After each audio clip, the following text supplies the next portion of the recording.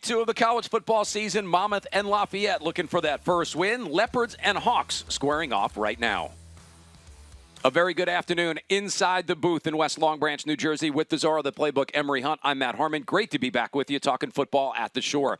Emery Lafayette last year won the Patriot League. Expectations there for the Leopards. Again, for Monmouth, can they take that next step in the CAA year number 3 in that conference? The theme today for both of these teams, do not go 0-2. You don't want to start 0-2. We are both FCS top 25 voters, and we know how big the regular season is out of conference. Lafayette is ranked 19th in the country. Monmouth is trying to get into the top 25. This is a big game, and I don't want to overstate that, but this is going to be an outstanding matchup today here at Kessler Field. Let's take a look at our impact players. We're going on the offensive side for both teams. We've got a good matchup. Jamar Curtis back after a breakout year as a sophomore. What can he do as a junior? Oh, my goodness. You saw what he did last year against Monmouth. Ran all over this defense and did a great job all last season. Over 1,400 yards. 15 rushing touchdowns, an impressive 132 yards a game. He is short, not small, albeit he's 164, but he runs bigger than his listed size. On the flip side for Monmouth, they've got a great history at the quarterback spot. They are hoping for big things this season. Derek Robertson comes in as a transfer from Maine. Listen, this was a huge acquisition in the offseason, picking up Derek Robertson from Maine, and he works touchdown to check down. The placement on his passes is outstanding, and as long as he's able to do what he's done here so far against Eastern Washington, and hopefully he can carry it over into this ball game against Lafayette, the Monmouth passing game should be fine this season. He will go from the red field at Eastern Washington last week, playing his first home game on the green turf at Monmouth. Emery and I take a break. We come back for the opening kickoff.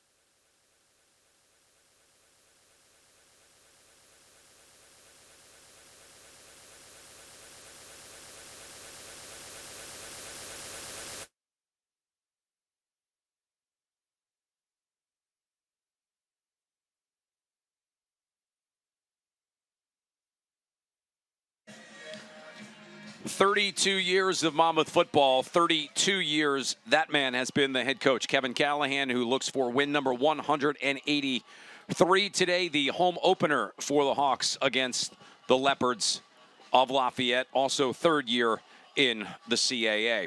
On the flip side, for the Leopards, John Troxell is in his third year. Last year, a big-time jump. Patriot League champs for the 8th time in school history. Also, in the last game of the regular season, 700 wins now as an institution. Lafayette, certainly, Emery on the upswing. 2022, 4-7. Last year, 9-3. Just knocked out of the playoffs by Delaware.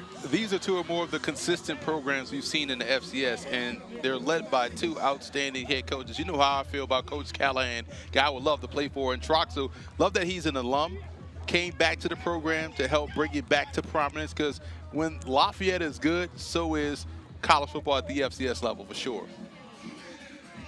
Leopards, you can see in the white visiting uniforms today, the white helmets and the maroon pants. Monmouth will go blue in their uniform from top to bottom with the silver helmets. Hawks won the toss and will receive.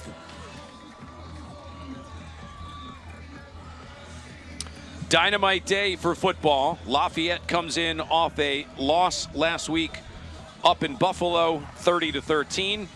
Monmouth was out in the eastern part of Washington State against Eastern Washington. Lost that game 42-27.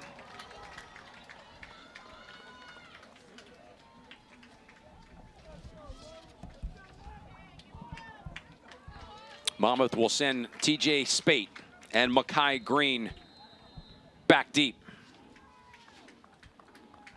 They will await the kick of Jacob Tresick.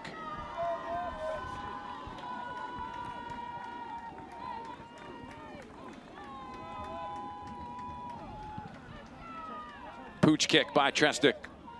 Fair catch called for, and Monmouth will start with it on the game's opening possession. We talked about Derek Robertson in the opener, the 6'2", 200-pound senior last week. What a way to start, even in the loss, Emory. Look at the numbers, 27-42, 3 touchdowns, threw a pick, 390 yards. That's the most ever for a Monmouth quarterback in their first game. Not afraid to push the ball deep down the field. He's going to challenge this secondary of Lafayette, so we'll learn quickly if those guys on the back end for the Leopards can cover. Threw for almost 3,000 yards in 2023 with Maine, 25 touchdowns in the 11 games.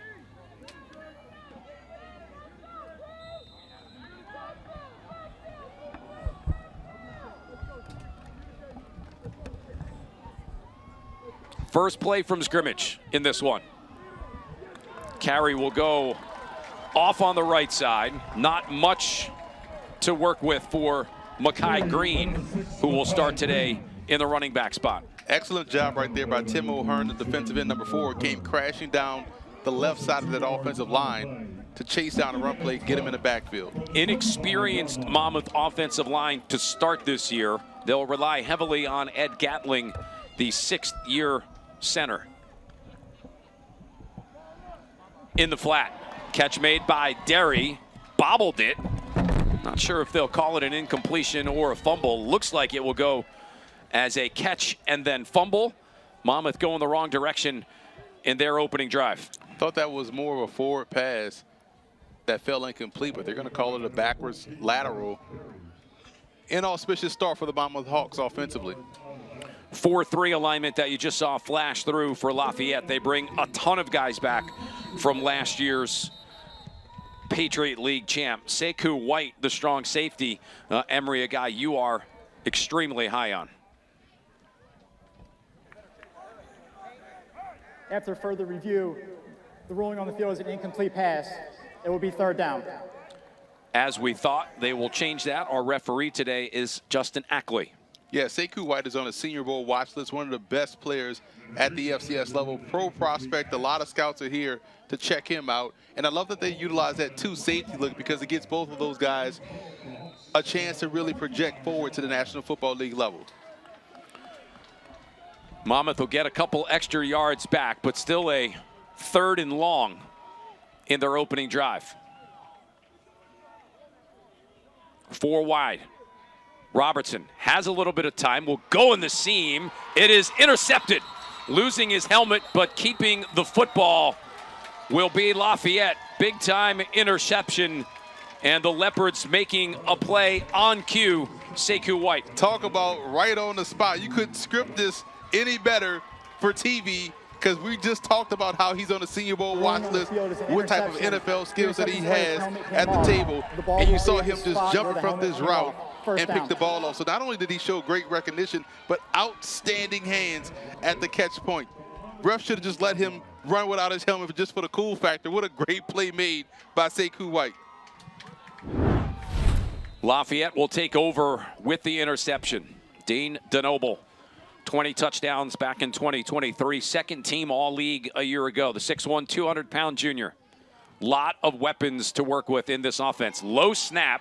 Grabbed by Curtis, who will make a couple of players miss. He'll still lose a yard, though it could have been much worse. Both teams are already a little shaky offensively in how they start, but you look at DeNoble right there, 23 of 33 last week in a touchdown and 2 interceptions against Buffalo, but he is one of the best quarterbacks in the FCS, and he does a great job in managing the offense really well. Stewart, Persing, and Caracia, a 3 wide receiver package, extremely dangerous for Lafayette offensively.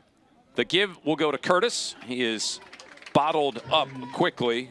Good tackle in the open field by Demir McCrary, linebacker out of Camden, tackling something that was a problem last week for Monmouth at Eastern Washington. It was a focus all during the course of the week in practice. And it can be a challenge in this game where you're dealing with someone of the size and stature of Jamar Curtis, 5'8", 164. We know that 5'8" is rather liberal. He's probably about 5'6", but he's definitely 164, and he's hard to get a grasp on. We'll see how they manage him today. Caracia, one of the wide receivers for Lafayette, grew up literally around the corner here from Monmouth, went to nearby Ocean Township High School. He is in the bottom of your picture. Quick pass to the outside. Grabbed by Curtis.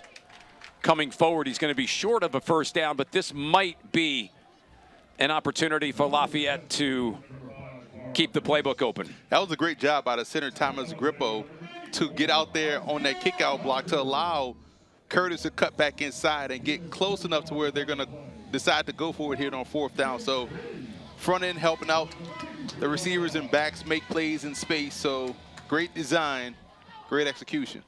Split back set for DeNoble. Motioning out is Persing. 4th and about 3. Makes sense for the Leopards to go for it. Hanging in the pocket. Wide open man, but overshot him. Elijah Stewart was there. And just too much under it from DeNoble. Yeah, Stewart had the opportunity right there. He was wide open. Just mistimed his route, or DeNoble just missed him. Little miscommunication right there, but the play was there to be made for Lafayette. Mammoth gets out of dodge after the turnover. Defense steps up big and holds them here on fourth down. Offense back on for the Hawks.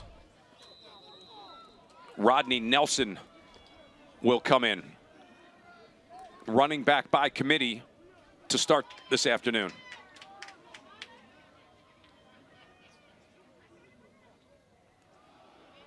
The give goes to Nelson. Stretch off the right side. He has inherited the number that was extremely popular for the Hawks the last few years, that of Jaden Sheridan, who led the nation in running the last couple of years. Now, Sekou White flying down the alley to make that stop as well.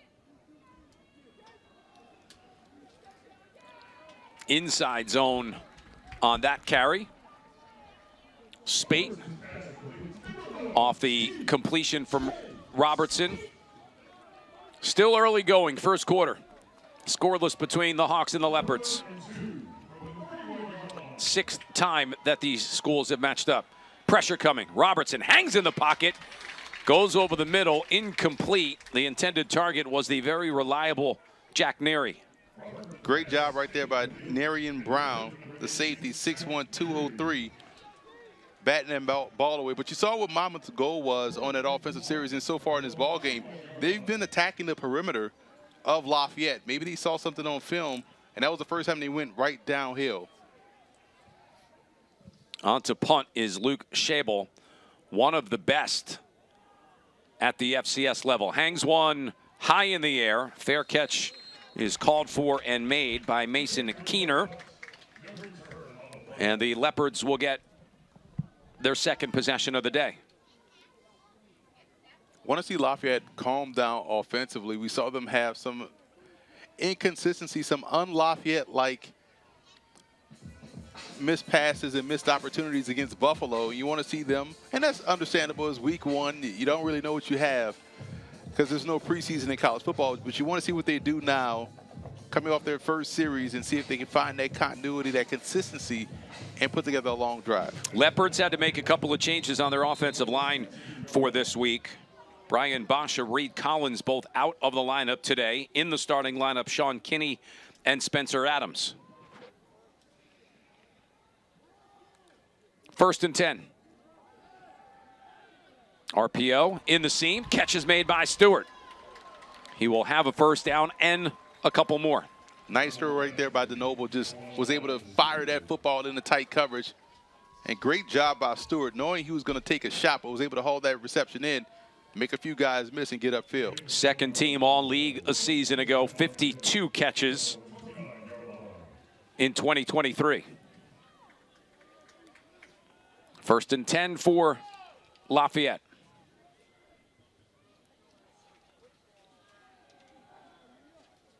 In the flat, the catch is made by Curtis, who is a threat in and out of the backfield.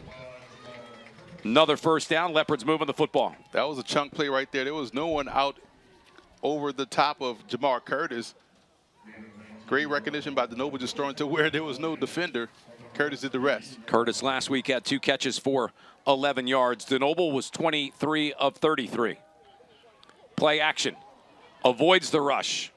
Now flips to the sideline. That will go as an incompletion. Monmouth with good initial pressure. Hawks this year, Emery, under the direction of, dare I say, newly and previously acquired Lewis Walker, who was here as a defensive coach, then left, went to North Dakota State, back here with Monmouth as now the defensive coordinator. We expect the Hawks to be much more attack-minded. We talked to him in the spring, and he was exactly explaining that. They want to attack more and dictate the terms on defense.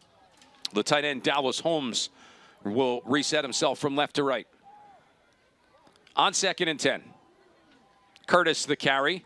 Squirts through the line, keeps his feet.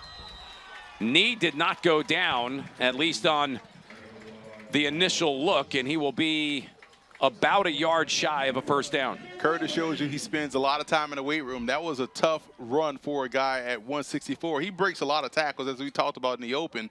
Don't judge him based on what he's listed as on the depth chart, because he does a great job running through arm tackles. You better bring all your weight with you when you're trying to bring him down to the ground. Look at that, fighting across. More defenders get close to the first down yardage. 3rd and short here for Lafayette. They have no qualms of handing him the football here in this situation. 3rd and a yard, under 9.5 to go. Give this time will be to Troy Bruce, who gets his first carry. There you see the Monmouth DC, Lewis Walker. Bruce, the much bigger back at 5'8", 185. There you see Coach Walker's pedigree with North Dakota State. What an experience you get to go out there to really the premier program for such a long time at the FCS level. Movement. Looks like they're going to get Justin O'Bannon for jumping. Offside. Defense, number 95. 5-yard penalty. Still first Something down. that has definitely changed in most levels of football. You used to be able to jump, not make contact, come back. But the offensive linemen now are trained to pop up, because then you'll get those bonus 5 yards. Right, it's gamesmanship. Hey, you drew me offside. That's why I moved. 1st and 5. It was the right tackle, Matt Shearer. Bruce in the game again. Pass to the outside, catch by Stewart. First down, Lafayette. I do like just going back 2 plays on those kind of sequences. The offensive, whether it's tackle, guard, not usually the center, they always point at the guy. Everybody saw it. We know who jumped offside. That's the pettiness that I love that goes within the line play. DeNoble rolling right, plenty of time. Catch to the hometown kid, Caracia. And Chris Caracia, another good gain that time on first down, on a pickup of about 8. Love the pace and tempo that Lafayette is working with offensively, man. They are on the ball. They know where they want to go with the football. It's great offense. DeNoble floats one to the end zone, looking, that is broken up. Great play in space. Kayshawn Schulters, who didn't play a ton last week for Monmouth, the grad transfer in from Villanova. Showed the patience right there to not get panicky when the ball was in the air, just kind of played through the hands of the receiver, and that's exactly how you want to do it if you're a defender. Don't get shy about the ball coming your way. Stay calm, remember your technique, and did a great job just playing through the hands. Excellent job right there by your corner. 3rd and short.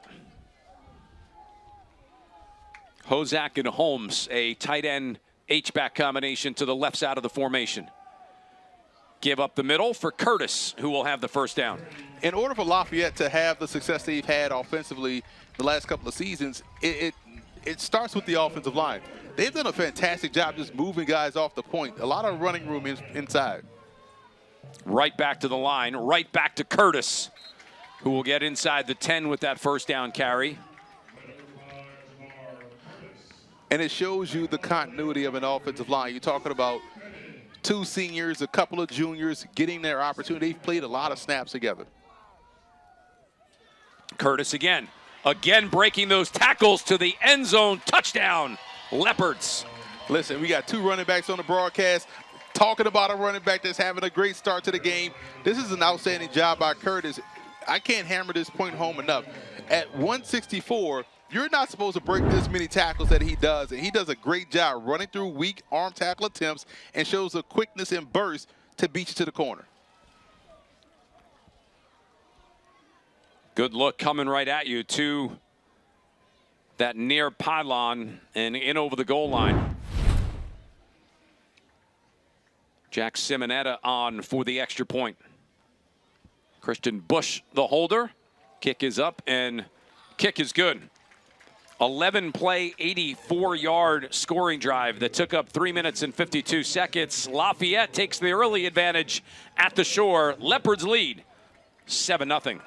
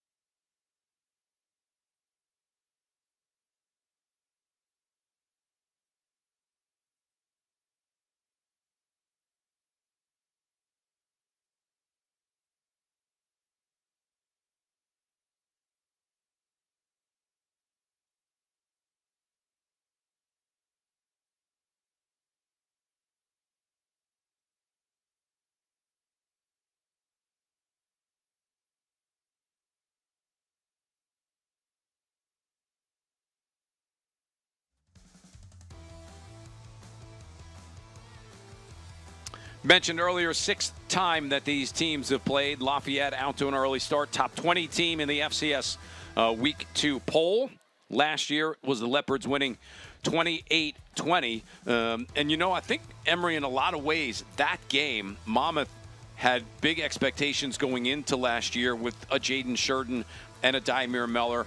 And then when Lafayette won that game, I think everyone kind of said, wait a minute, we've got a chance to be a pretty good football team. Wound up almost running the table and winning the Patriot League. Yeah, I think that put the nation on notice that how good this Lafayette team was going to be. And everyone going into the Patriot League season, no one had Lafayette winning that many games in that league, but we saw them do a great job last year in that run. Got to the postseason, was a nuisance as well. And so there's a lot of confidence coming into the 2024 season that this team can not only replicate that, but go even further in the postseason. Trestic to kick off. That will go up and over the head of Makai Green and out for a touchback. We said in our open, neither team wants to start at 0-2. I don't think either team, in this particular case, Monmouth, wants to go down 2 touchdowns. This is a big drive for Monmouth early in the game. Very big drive. And again, we liked how they worked the perimeter. Early, you saw a lot of off-tackle runs. You saw a lot of quick screens to the outside. The one time they went down the middle was a pass. They went over the middle of the field. Great defensive play by the defensive back to break up the pass. But we'll see if this offensive line can hold their own and get some movement up front like we saw Lafayette's offensive line do on their previous series.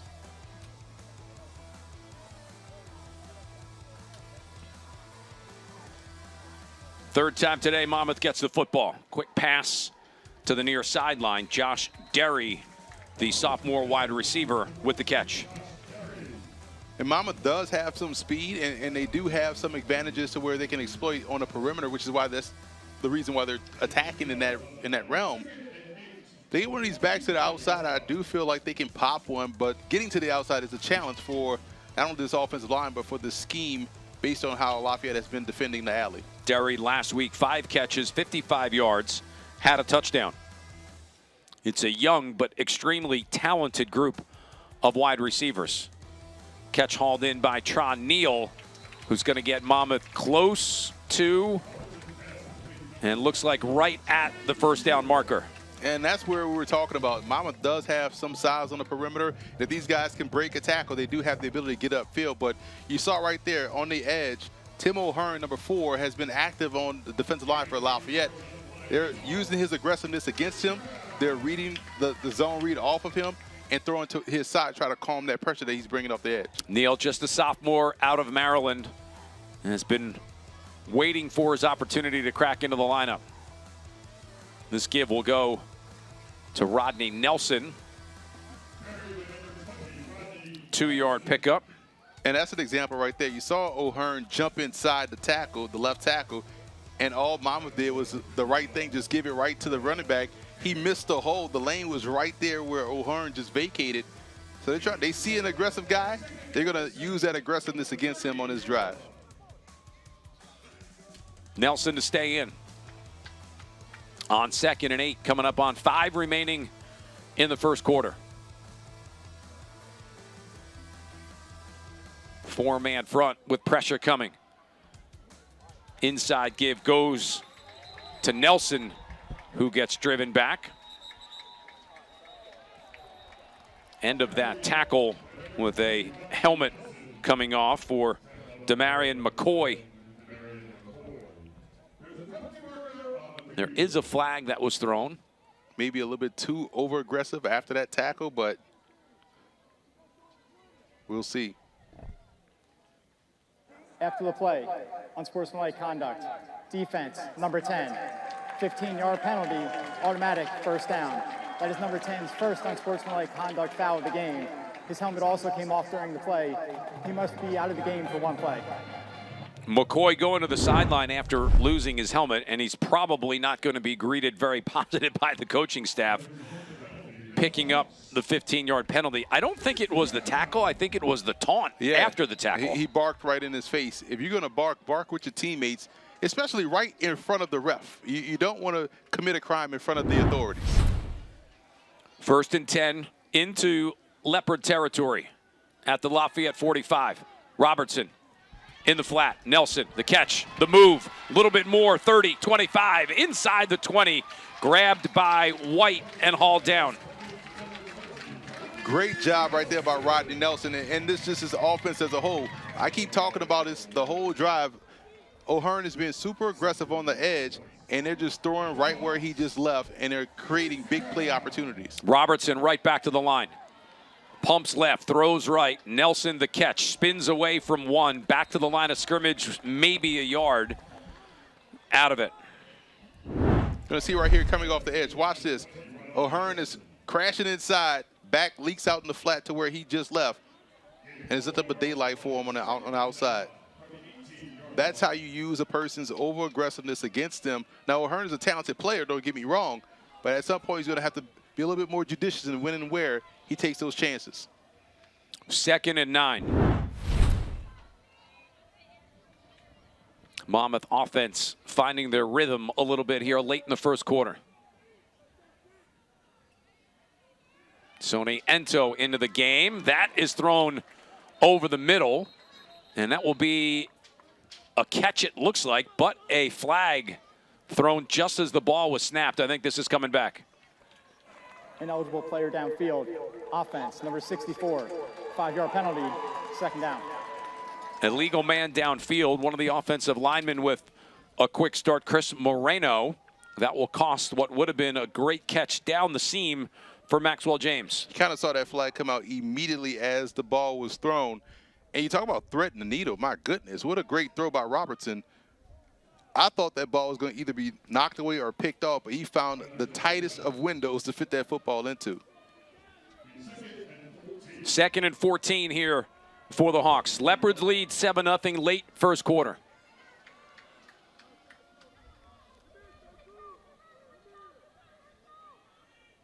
Pressure coming again. Robertson hanging in the pocket, throws down and in the end zone for a touchdown. Josh Derry beating one-on-one coverage. Senior to sophomore, Hawks on the board. And they celebrate in West Long Branch. Just getting ready to tell you, before the snap, you saw those safeties shallow, which means they were bringing pressure. They brought those two linebackers, and slot fade is undefeated. Great opportunity for Josh Derry to run past his defender, which he did. Robertson put the ball up perfectly. Great execution by Mammoth for the touchdown. Narayan Brown, the free safety, not sure if he thought he was going to have help over the top, but inside that red zone area, you usually man on man. Michael Calton on for the extra point. Drills it. We've got a brand new ball game. Tied at 7. Slot fade, undefeated in football. They'll tell you that on Saturdays and also on Sundays.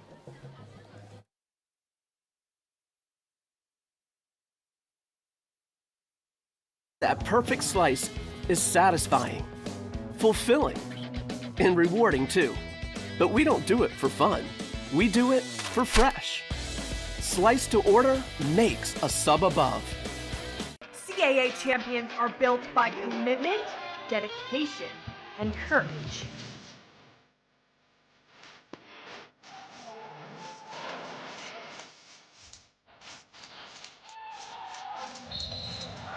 CAA champions live on the court, on the pitch, the track, on the field, and in the pool.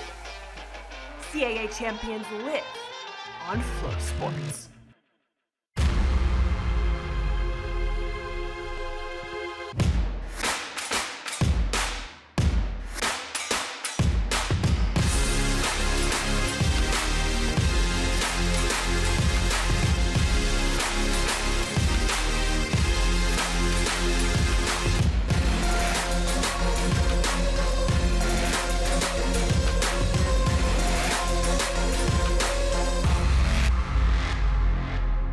Greatness never settles. That's why the Monmouth University Hawks drive World Subaru, the #1 Subaru retailer at all of Central and South Jersey. Visit World Subaru today, proud sponsor of the Monmouth University Hawks, or online at worldsubaru.com. Go Hawks!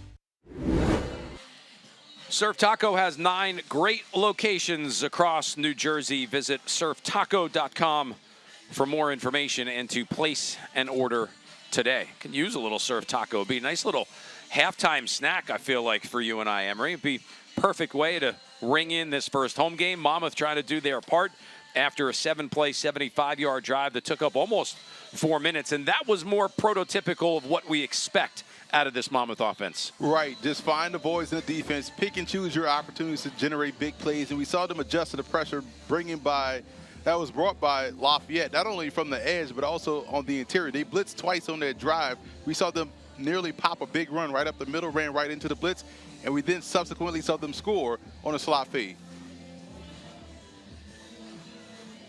Don't tempt me with a good time with that Surf Taco either. Leopards will get the football back here late in the first quarter. Lafayette opening up 2 games on the road to begin their season. High end-over-end kick. They'll get a home game next week against Marist. That will go out for a touchback, and it will be 1st and 10 for the Leopard offense. 3:06 to go in quarter number 1. Yeah, we saw this offensive line really establish itself of Lafayette on that last series, and we'll see what they'll do coming out on this 3rd drive of the first quarter. We saw Curtis, the running back, do a great job of just breaking tackles, and we also saw DeNoble get into a rhythm throwing the football with his receivers.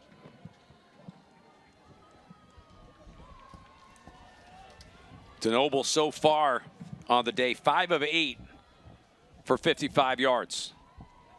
Monmouth has an extra player up on the line of scrimmage. They'll go away from what it looked like. Quick pitch out to Troy Bruce into the shorts out of the field. Gain of a couple.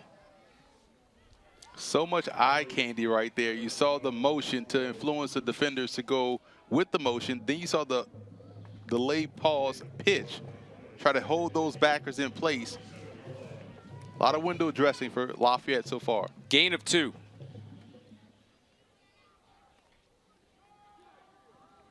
Inside again, it'll be Bruce on the carry. That running back spot for both teams, but with Lafayette the football. You expect Curtis to get a ton of carries. Bruce will get some. Najee Adams, who we haven't seen yet. It's a deep core. And when we talked to John Troxel during the course of the week, he said that's a good thing. We don't have to give Jamar Curtis the football 30, 35 times a game. They have the same style of back throughout their depth chart. It's fantastic.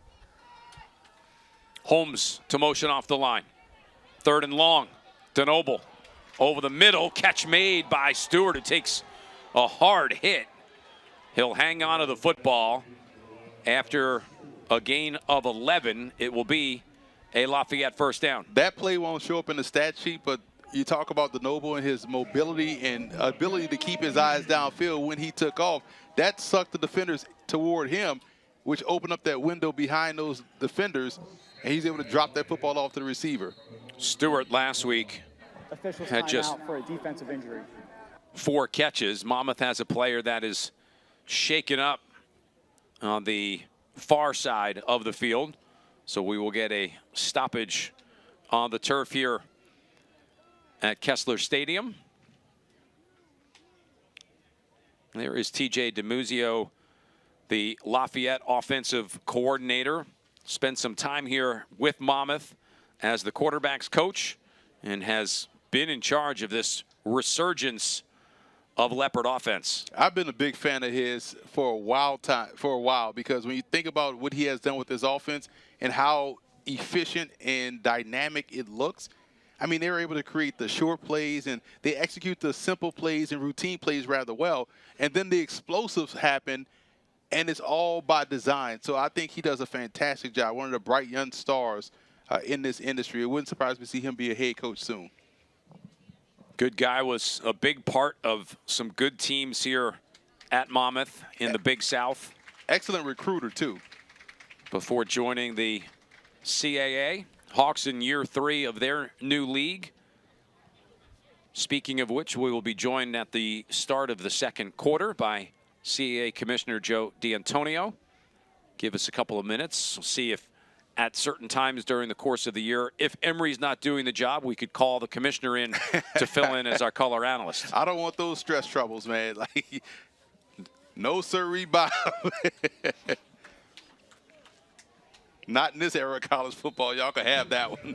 We'll put Emery in the transfer portal and see if we can get anything back. 1st and 10, Lafayette. Minute and a half to go, quarter number 1. DeNoble resets. 4-man front for the Hawks. On the ground, there goes Curtis. Up the middle. 10, make it 11. First down, Leopards. You know, we talked about a guy like Jayden Sheridan a lot where you could actually see the acceleration. You could see the acceleration with Jamar Curtis. That was an impressive run where he just looked like he was operating at 2 speeds faster than Mammoth's defense. Leopards right back to the line. DeNoble last year, 20 touchdowns through the air. Mature, a whole nother season. 6'1", 200-pound junior. He just looks confident to me, doesn't he, Emery? Yeah, absolutely. Truly in command of this offense, which is why he's making those senior-level decisions, albeit him just being a junior. But that's the type of quarterback play you want to see, and it goes to show you how a quarterback and their OC are on the same accord. Jersey kid from Upper Saddle River, played his high school ball at Morris Catholic.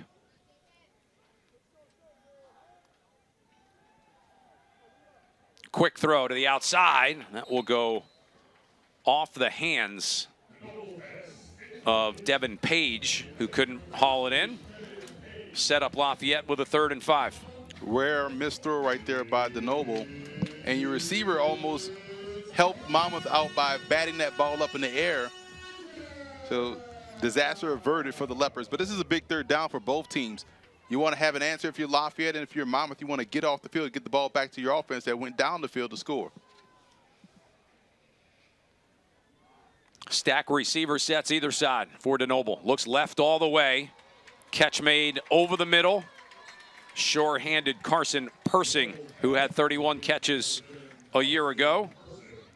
It's quite a trio of wide receivers that Lafayette brings back. Stewart, 52 catches last year. Caracia, 32. Persing, 31. Same spot, different man. Stewart the catch. Left side of the field. And it will be a first down for Lafayette. Felt bad for Israel Clark-White, the cornerback out there, because that quick tempo passing game had him in the blender. He was in the spin cycle out there on the perimeter. Just a great job getting on the football right away and getting it out to the receivers immediately.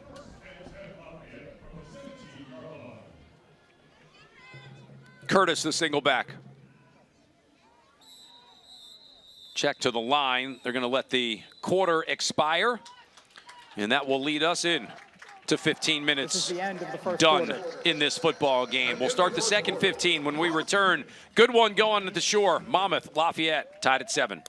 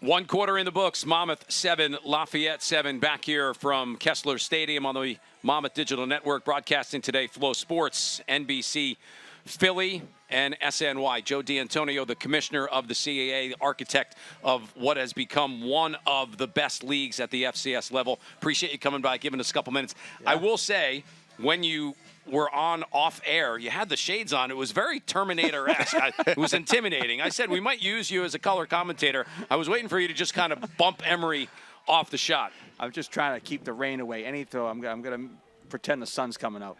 1st and 10.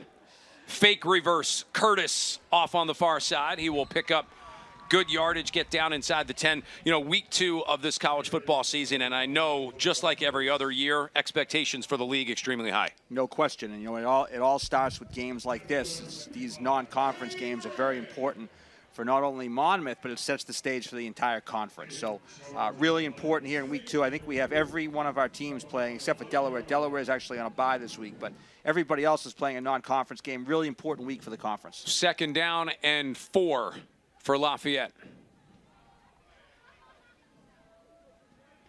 In the flat, Curtis, head of steam, looking for his 2nd of the day. Flag coming out. This will likely be an illegal downfield block. And coming back, you mentioned some of those non-conference games. How about URI today playing in Minnesota? You love those kind of matchups, I think, right? No question. You know, it's really important that our schools...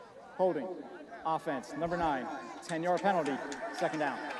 Really important that our schools get an opportunity to play that one FBS game each season, and that'll be a nice matchup tonight. Actually, it's this afternoon, I believe. It's going on right now.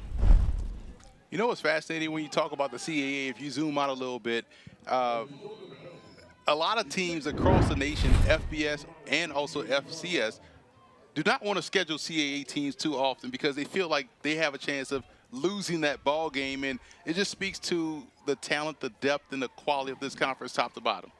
Well, we've been extremely fortunate, Emery. You know, you bring it up, you hit the nail right on the head. Great coaches, great student athletes, administrations that are supporting their programs, and that's what really puts the league at the echelon that it's at right now. It's a top Lafayette, echelon league. they're first to the half. Within the FCS structure, and our goal is to get, you know, each year 4 or 5 teams into the playoffs. We've been very successful in doing that. And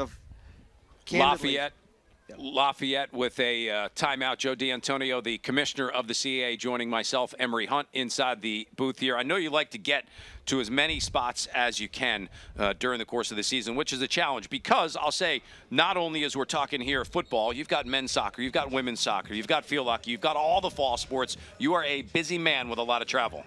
Well, I appreciate that. I think it's important to get to the campuses. So what I do try to do during football season is I'll try to get to at least one home game at every CAA institution during the course of the year, but you got to double and triple up sometimes. So beginning of the season last week, I was very fortunate. I saw 3 games in 3 days. I was at Villanova, at Maine, and at Albany. So it's fun. Did I happen to see you at a football practice during the course of the season? Were you did. at Albany catching punts? Yes, let's talk about that right after this play. 2nd down and 8. Curtis off tackle left side. He'll bang his way down inside the 10, pick up a first down to the 6. So I started a program about 7 years ago now, right after I got the job, called Practice with the Commissioner, in which I commit to practicing with every team in the conference that won a conference championship in the previous season. So you did see me at Albany, and you also saw me at Villanova. Are you worried about yourself at all? Or No. Not at all. I love the confidence. Not at all. I love it. I try to keep myself in good shape, so got to be ready. 1st and goal from the 6 for Lafayette. Bruce back into the game. Leopard's going to throw. Catch was made, but out of bounds, hauled in by Stewart. Good defensive work that time by Emmanuel Lane. When you have that much movement that we've seen so far with the different conference teams jumping in this conference or whatnot, how do you navigate to where you have your core teams that have been around for a while and go about adding new and deciding how to go about that process? Very good question, Emery. Not the simplest of answers. Let's see, we got a break in the action here. Well, looks like we'll get, Commissioner, another timeout taken by Lafayette. So, we worked very closely with our athletic directors, our board of directors, our presidents, as we went through our last expansion initiative. Obviously, the Hawks were a part of that. And there are several things that we're focused on. Obviously, number one, there needs to be a geographic fit. There certainly needs to be a commitment to the overall student athlete, academics, what's happening at the institution. There needs to be an institutional fit. And then we really also focused on, with each of our schools, a just commitment to their athletic program and the aspect of making sure that they are preparing their student athletes for life in general, not just what's happening on the field and on the courts. And we felt really good with those institutions that we added into the conference. So that kind of takes you behind the scenes maybe on some of the specifics. You know, ultimately, I'm charged in working with our board of directors and our athletic directors in making decisions that are going to be best for the CAA as we go forward. There's no one specific blueprint on why you add one team, why a team comes and goes. And we've lost a couple teams. Delaware is going, obviously, FBS, right? We saw JMU go FBS. Richmond's made a decision in football. They're going to go to the Patriot League, which, you know, things kind of ebb and flow. It's the nature of the business right now. But, you know, we're going to stay fast and continue to say that we're going to make decisions that are going to be in the best interest of our league.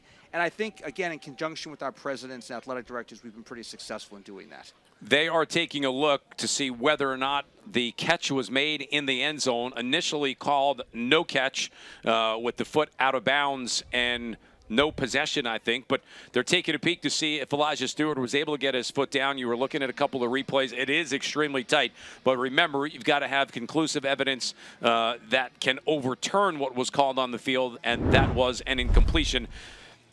Commissioner D'Antonio, I'll throw it to you. Is this a touchdown or not a touchdown? There's possession there, and then no possession.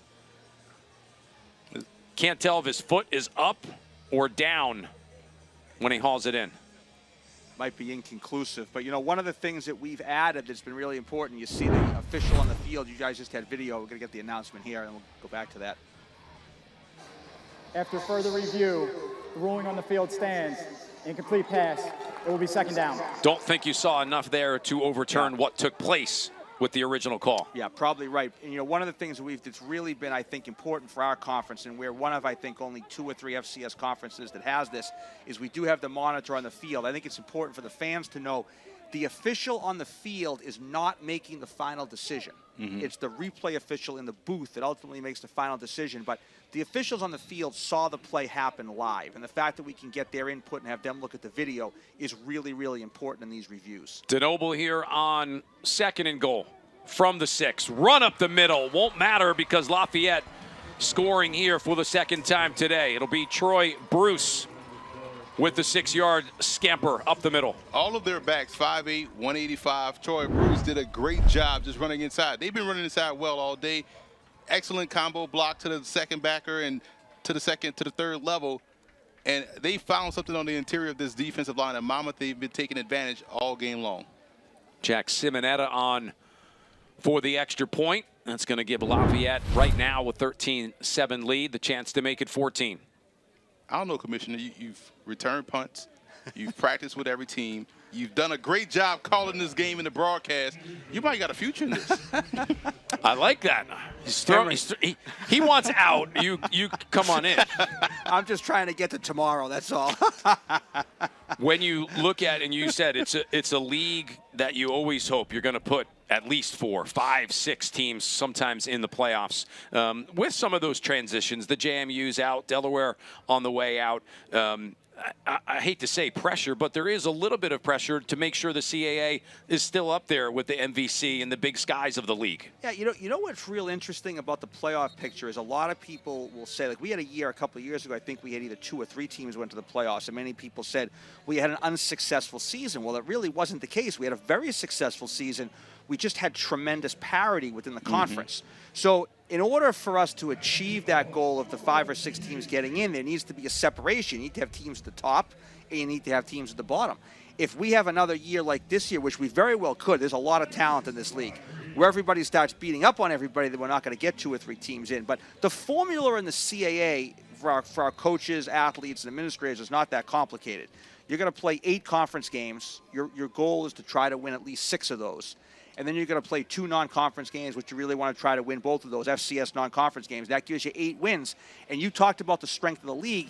That's what gets you into the playoffs. You go 8-3 in the CAA, you're likely in the playoffs. Spate going to run it out. He is not going to get back to the 20-yard line.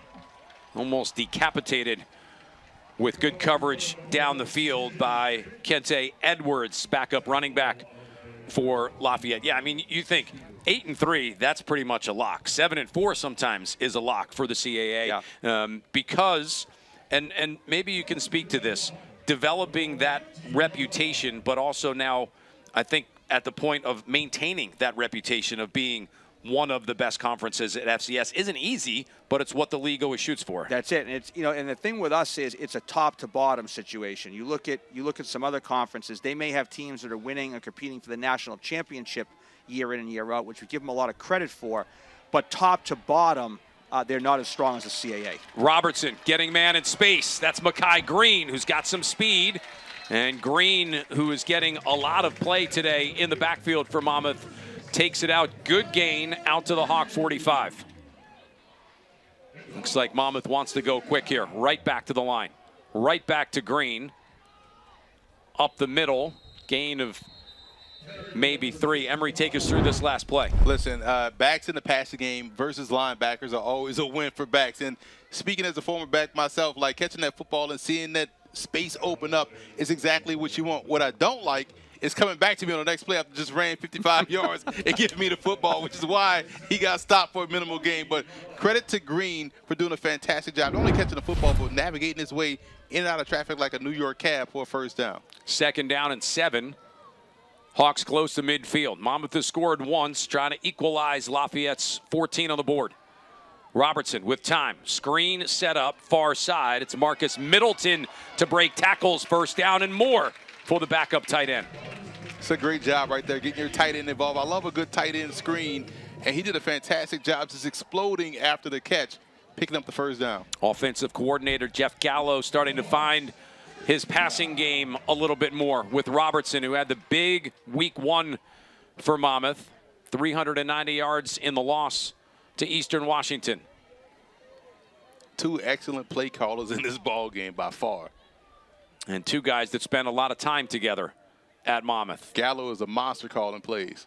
Robertson to the sideline, catch hauled in by Maxwell James.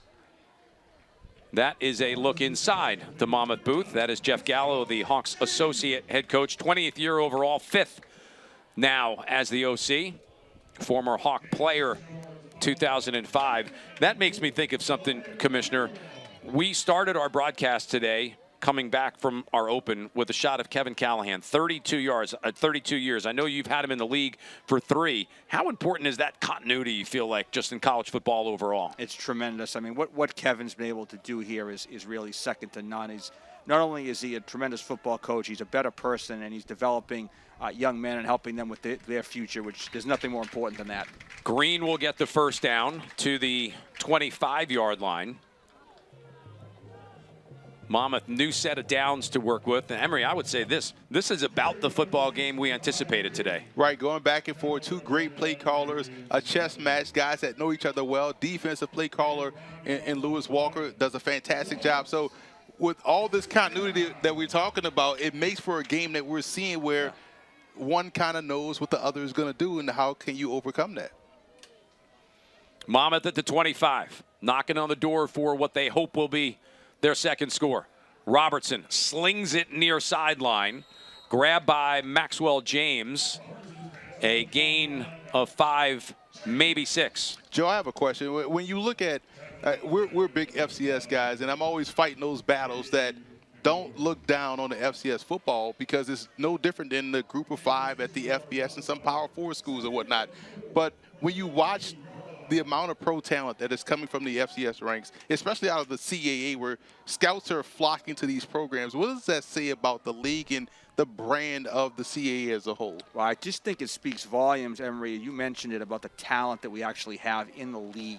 Robertson close to the sideline. James tried to extend out, could not haul it in. You know, when we're getting, we're seeing where we're getting 2-3 guys drafted on an annual basis. A lot of guys getting camp invites.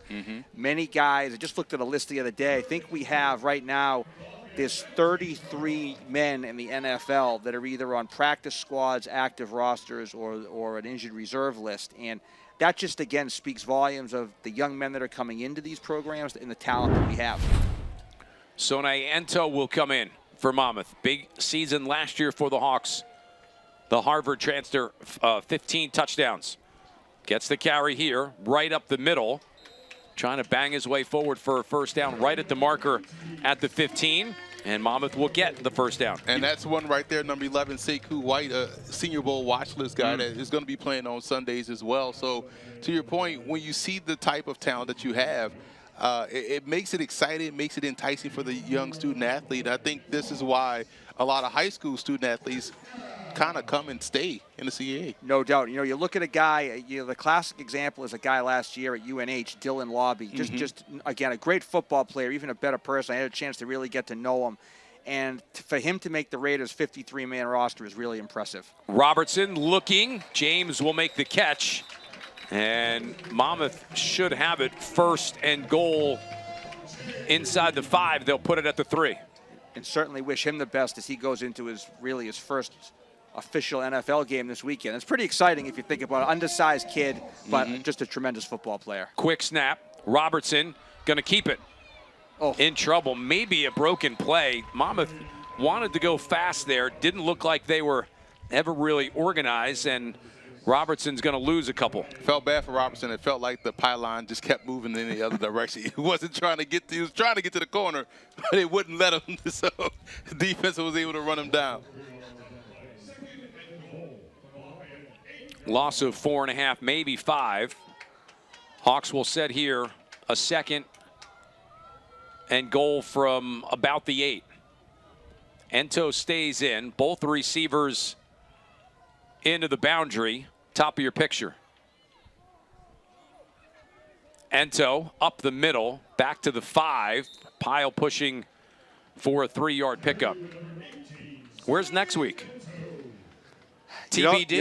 No, not a TBD at all. Next week's actually a home game. I live in Rhode Island, and we're gonna get a double dip next week, and we're gonna start out at Bryant, see their game at noontime, and then head right down I-95 about a half an hour and see URI's game at 7 p.m.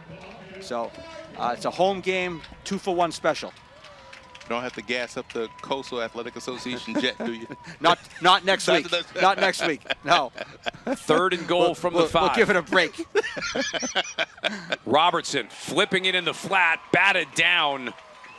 O'Hearn getting a hand on it with pressure off the edge.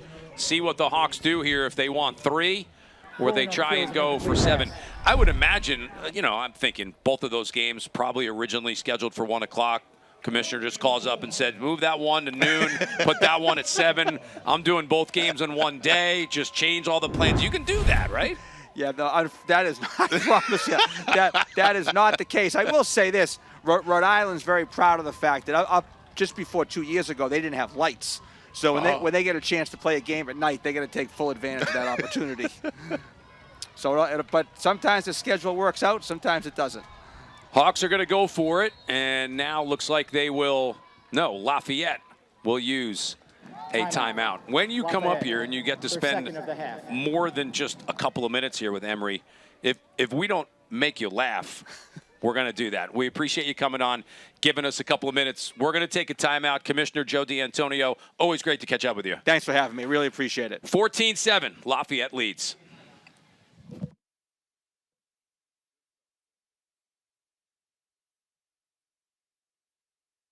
Never settles. That's why the Monmouth University Hawks drive World Subaru, the #1 Subaru retailer at all of Central and South Jersey. Visit World Subaru today, proud sponsor of the Monmouth University Hawks, or online at worldsubaru.com. Go Hawks!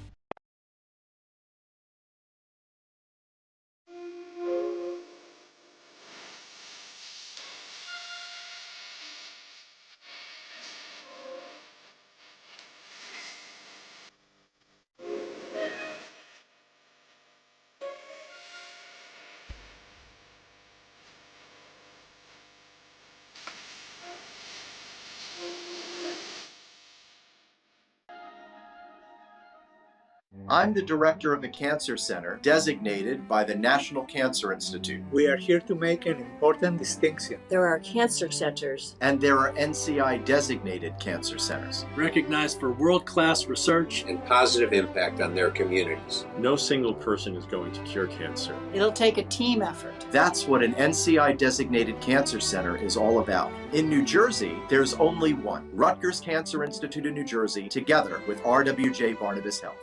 The right way to top a sub is with real red wine vinegar made from red grapes and no food coloring. And the right way to film it is in slow motion. Obviously. Because authentic ingredients make a sub above. 14-7, Lafayette with the advantage against Monmouth. We really appreciate the CAA Commissioner Joe D'Antonio coming by. Great spot coming up at halftime. We're going to be busy as well. Emory and I will look at upcoming schedules, stats, highlights, and be joined by women's basketball coach here for the Hawks, Kate Wetmore, who was hired during the course of the offseason. Now, Joe told me his favorite team, but he told me I couldn't become commissioner one day if I let you guys know who his favorite team was. So I'll hold that to my grave. Favorite team in the league, by the way, not just favorite team overall. Exactly. I'm holding a lot of weight here, man. 4th and 5, a 4th and goal from the 5, should say. Monmouth will go for it. Robertson looking. That is a touchdown. Quick slant. It's Maxwell James to grab it and score for the Hawks. Gutsy call to go for it on 4th and goal. And it pays dividends. Find your big body wide receiver and give him a chance to use that 6'3" frame. You see Miles Austin in the stands today watching his alum go out there on the field, and he looked like Miles Austin on that play, using his big frame on the quick slant inside the red zone. Excellent call, excellent throw and catch. Great execution all around for the Mammoth Hawks. Extra point for Colton is good.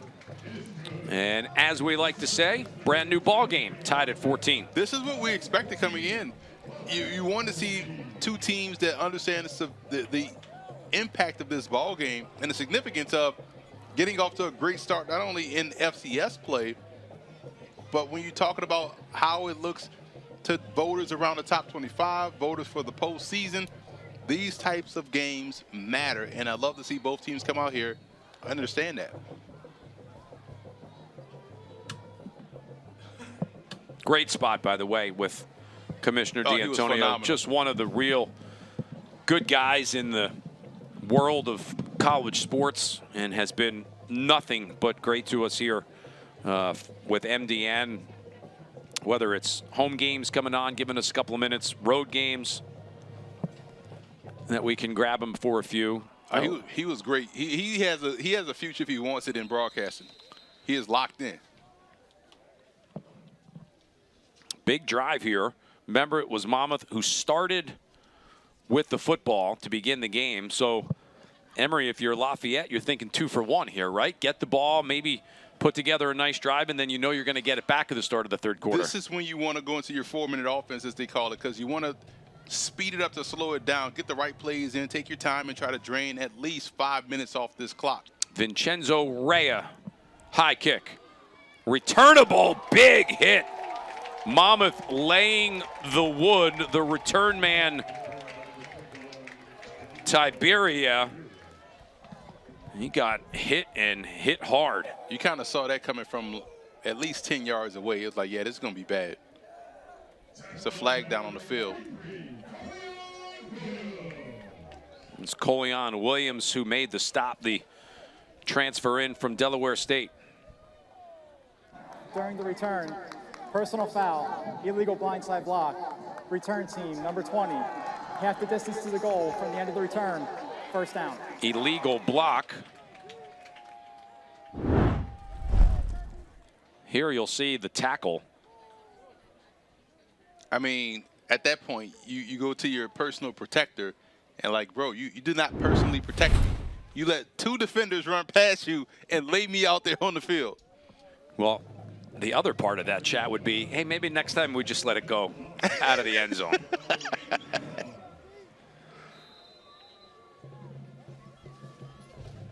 First and 10, Lafayette. DeNoble, plenty of time to work with. 6:29 on the clock. He'll flip it in the flat for Stewart to the sideline. Decent gain on first down. I like how Stewart competes. I feel like he's a very underrated wideout in the Patriot League. He does a fantastic job of just making things happen after the catch. Physical, tough, despite being 5'10", 179. Second team all-league a year ago. 52 catches in 2023. He's got 5 of them so far this afternoon.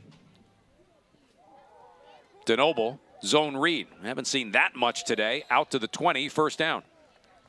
What you have noticed is a lot of team speed going sideline to sideline. That was a great play by Ryan Moran, who has been one of the fixtures defensively for this Monmouth Hawk defense throughout the course of his career. And you saw him chase down DeNoble on that scramble right there.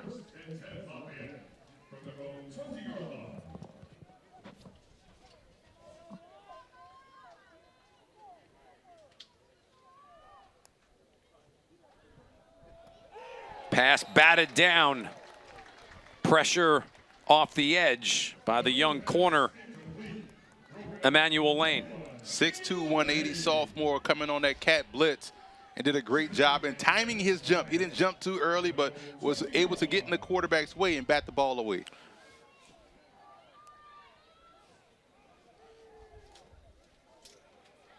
Second and 10.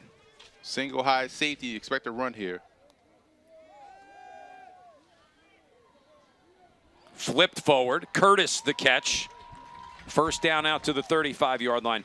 Emmerich, want to go back to something that we were talking about with the commissioner, and as teams go from league to league, bounce around, important for programs and schools to feel like they've got administrative support. And you can tell here, Lafayette and Monmouth, these are 2 teams and 2 schools that, with Nicole Hurd, the president of Lafayette, Pat Leahy, the president at Monmouth, both schools want to win, want to be involved and active in what's going on in college football. It makes the whole college experience great as well. Throw in Jen Sansevero, athletic director for Monmouth, Sharetta Freeman, the AD at Lafayette. It's got to be bigger than just, hey, we want to be good at football. It's a school commitment that you can tell Lafayette, who's been doing it for a long time, 143rd season, Monmouth 32, but these are schools that want football to be successful. Which is why they've been consistently good over the course of the time here they've been playing. Because when you have that type of consistency, it shows in the program. That's how you get to the North Dakota states, you know, the Montana states, the Montanas of the world. When you have that consistency and it's true, it shows out there on the field. And that's why Lafayette, 8 Patriot League championships. Monmouth is one of the consistent teams in football. We talked about the pro players that have been produced, the great coaches that have been produced. It shows you the commitment. 3rd and 4. Monmouth trying to change something defensively. Hawks are in a nickel. Draw play up the middle. Good read by DeNoble. To me, right there, seeing that, the late adjustment from Monmouth, and DeNoble just said, changing the play, give me the ball, I'm getting the first down. Not only did he go get the first down, but I thought he did a great job in showing his toughness, because he made a business decision to turn and find Moran and lower the shoulder into him. So you like to see that if you're a teammate of DeNoble, like, yeah, man, do that again. But if you're a coach, you're like, hey, man, don't do that again. Like, protect yourself. But I love the toughness shown there to get the first down. Ball just on the Leopard side of the 50-yard line. Took things over with about 6.5. They've sliced that in half. Persing can't hold on to it as the ball was deflected on its way there. Good defensive play by Sam Corpoy, who's listed as a linebacker, but he's like that hybrid guy that every team in college football has now. You say 4-3, I don't believe that at all, man. That's 4-2-5 exactly. all the way. It's all 4-2-5 or 3-3-5 stack. That's all we're seeing nowadays. DeNoble in trouble and gets sacked. It's Corpoy who heard us talking about him coming through and getting involved. That's twice on the broadcast when we brought up a guy's name and he makes the play subsequently. And again, quick pressure and good job by Corpoy, just seeking and destroying the angle and getting to the quarterback. Makes things tougher here on 3rd and about 17 for Lafayette.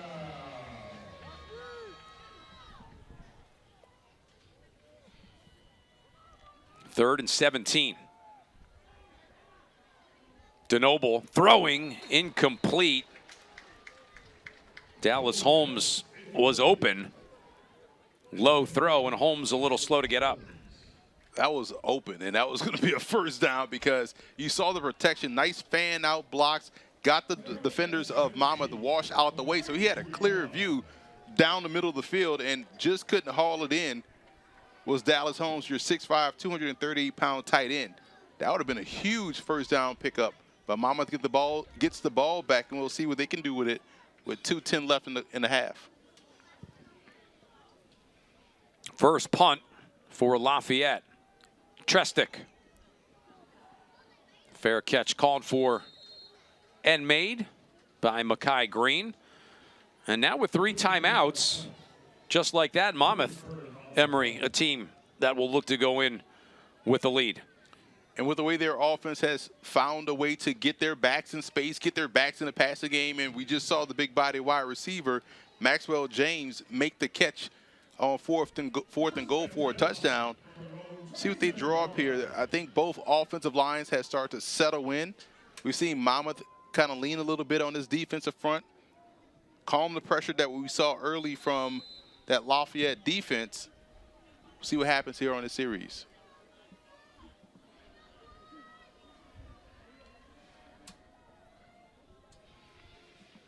First and 10 for the Hawks. Jack Neary in motion. Robertson hanging, wanting Neary up and over the top. Incomplete. It will set up a 2nd and 10. Minute 57 to go. We're out for a brief timeout, all square at 14. Immediate timeout.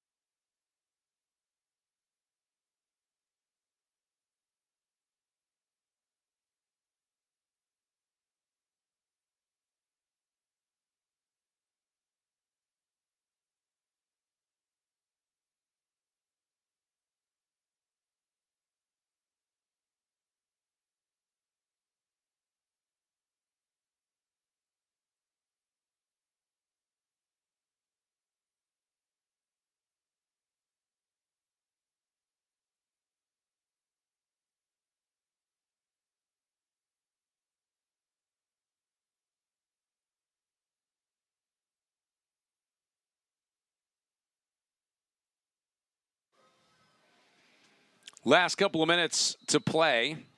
One of the new targets, Maxwell James, in for the Hawks. He has the touchdown. You can see amongst some of the new players, 32 freshmen, 14 transfers, 74 returners. That's kind of how it is, right, Emery, in college football these days? Yes. I mean, 14 transfers. Good luck with them 32 freshmen. If you can maintain at least 20 of those, you've done a great job as a coach, because it's very tough now and difficult to sustain and build depth within a college football team's roster. James, one of those transfers via GAMU and Lackawanna Junior College. 2nd and 10 for Robertson. On the ground, it's Nelson through the first set of tacklers and out for what looks to be about a 4-yard pickup. I thought Nelson did a fantastic job of navigating through those blocks. He was trying his best to set up those blockers and did a good job getting enough yards on that play that he could. But that shows you how shorter backs have that advantage, to where it's very tough for defenders to see them, and that makes it easier for him to really pick and choose the gaps that he want to bounce across before he squirts through and accelerates downfield. 3rd and 6. Leopards showing pressure. Looks like Monmouth will use one of those timeouts.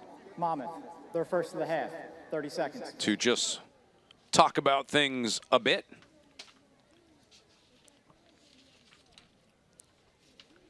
Is Derek Robertson in after the successful couple of years in Maine, especially last year where he threw for about 3,000 yards. His quarterback's coach, his older brother, Jimmy. I wonder how difficult of a recruiting sale that was. Hey, I'm thinking about transferring.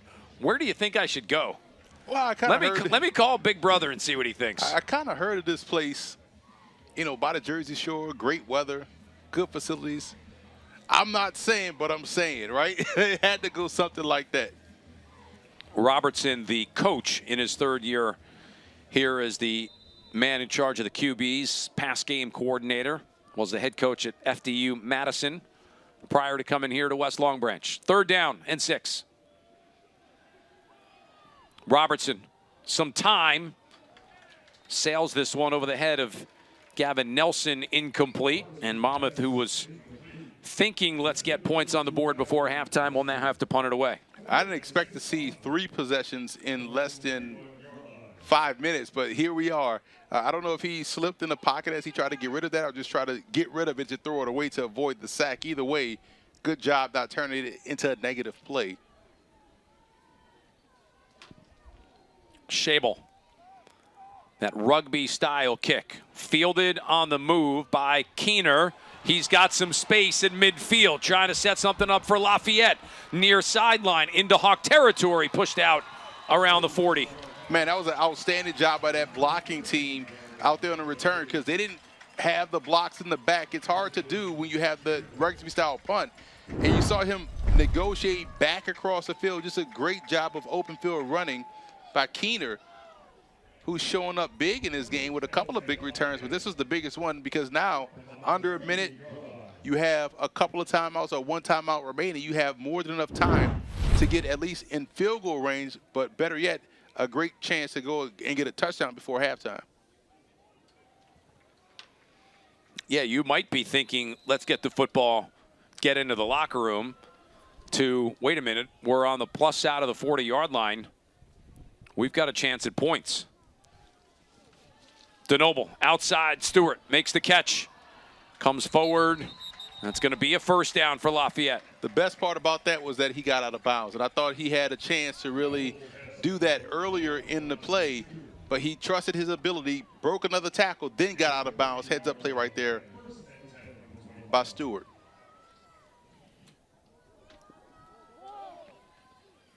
Sideline, catch made by Stewart inside the 20. Clock continuing to move down to about a half minute. Lafayette with 1 timeout. No panic here. Get right back on the ball. Get the ball snapped right away. DeNoble rolling right, taking some time. Pressure coming. Able to let it go.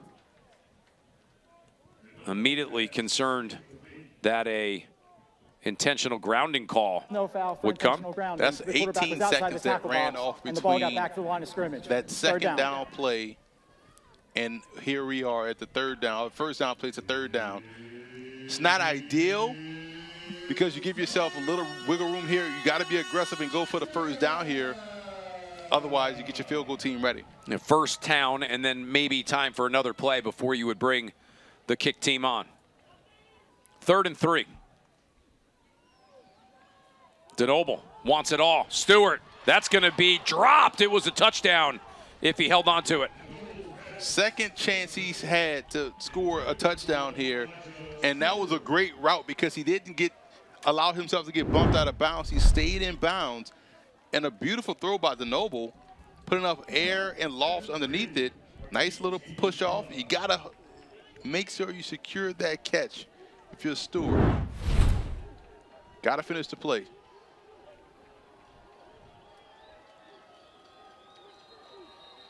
Kick team on. They're going to let Simonetta Mammoth, their second of the half. try one. 30 seconds. Monmouth will use a timeout.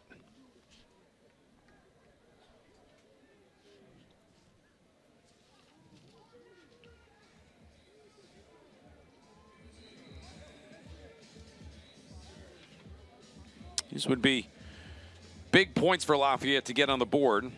We spoke of the fact that they are going to get the football back to begin the second half. So go in with a lead. Again, what we think, pretty much how the game has played out. Good back and forth. Teams getting after it. It's been, by all accounts, a very even football game. Yeah, well-played game, well-called game, well-officiated game. This is why we're tied, and it's been a fairly competitive and clean game also. 35-yard attempt for Simonetta. That is moving wide right, and it is no good. Excellent stand right there for Monmouth special teams. As you saw, the quick pressure forced that kick to go wide right. Emmanuel Lane, we've spoken about him a lot in the second quarter. Very active on that play. Did a great job in applying that pressure to force that kick to go wide right. Simonetta last year, 6 of 10 on field goals. Monmouth will just take a knee here and get to the locker room. Square at 14. We've got 30 minutes to go in week 2. If this is any indication for both of these teams, going to be a fun second half and a fun season. Number 19, Lafayette, 14. The home side, Monmouth, 14. Emery and I back at halftime.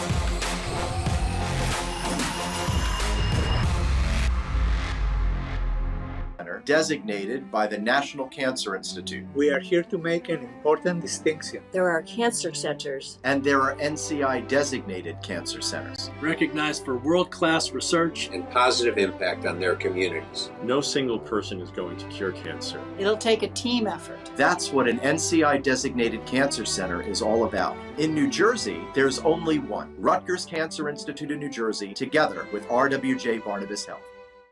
Whoever said that the shortest distance between 2 points is a straight line never said anything about the quality of the ride. With Coach USA, you can charter a luxury motor coach for all of your special occasions. From your wedding day to corporate events, sightseeing, trips to the casino, sporting events, and concerts. Enjoy free amenities on board, things like Wi-Fi, restrooms, and movies. So to book your charter anywhere in the US or Canada, just contact our sales office today. CAA football is action-packed. CAA football is thrilling. CAA football is gritty. CAA football is competitive. CAA football is grit and grind. CAA football is exciting. CAA football is tough. CAA football is relentless. CAA football is persistent. CAA football is incredible. CAA football is excellence. CAA football is lights out. CAA football is the standard. CAA football united and excellent. We welcome you back here inside the booth in West Long Branch. Great first half. Lafayette 14, Monmouth 14. The czar of the playbook, Emery Hunt. I'm Matt Harmon. Good to be with you. Almost caught you off guard a little bit. The jacket's okay, the pocket square, the tie.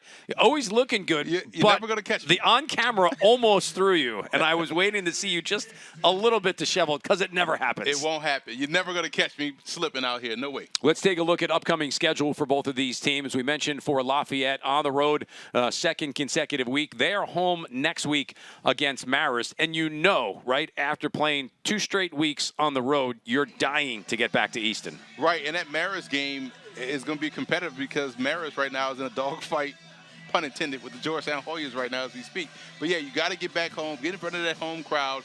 And with the schedule the way it was for Lafayette, them getting a home game right now is going to be great for them. Yeah, then they'll play at Columbia a week off before they start defense of their Patriot League title, of which you'd have to think they are clear favorites going into the league this year. Oh, they have to be, absolutely. They returned the best quarterback in the league, also returned a lot of their starters, and this defensive point of attack is what makes them very good, and we've seen it out here today. Monmouth enjoying week 2 at home. They're going to go back on the road to open up the CAA against Derek Robertson, former team in Maine, up in that beautiful state. Then on the road at FIU at new Pitbull Stadium against Florida International before they'll finish up their non-league stuff against Fordham. So for Monmouth, I think this game looms large, doesn't it, when you look at the next 2? Conference game next week on the road. Then you've got an BS team in FIU.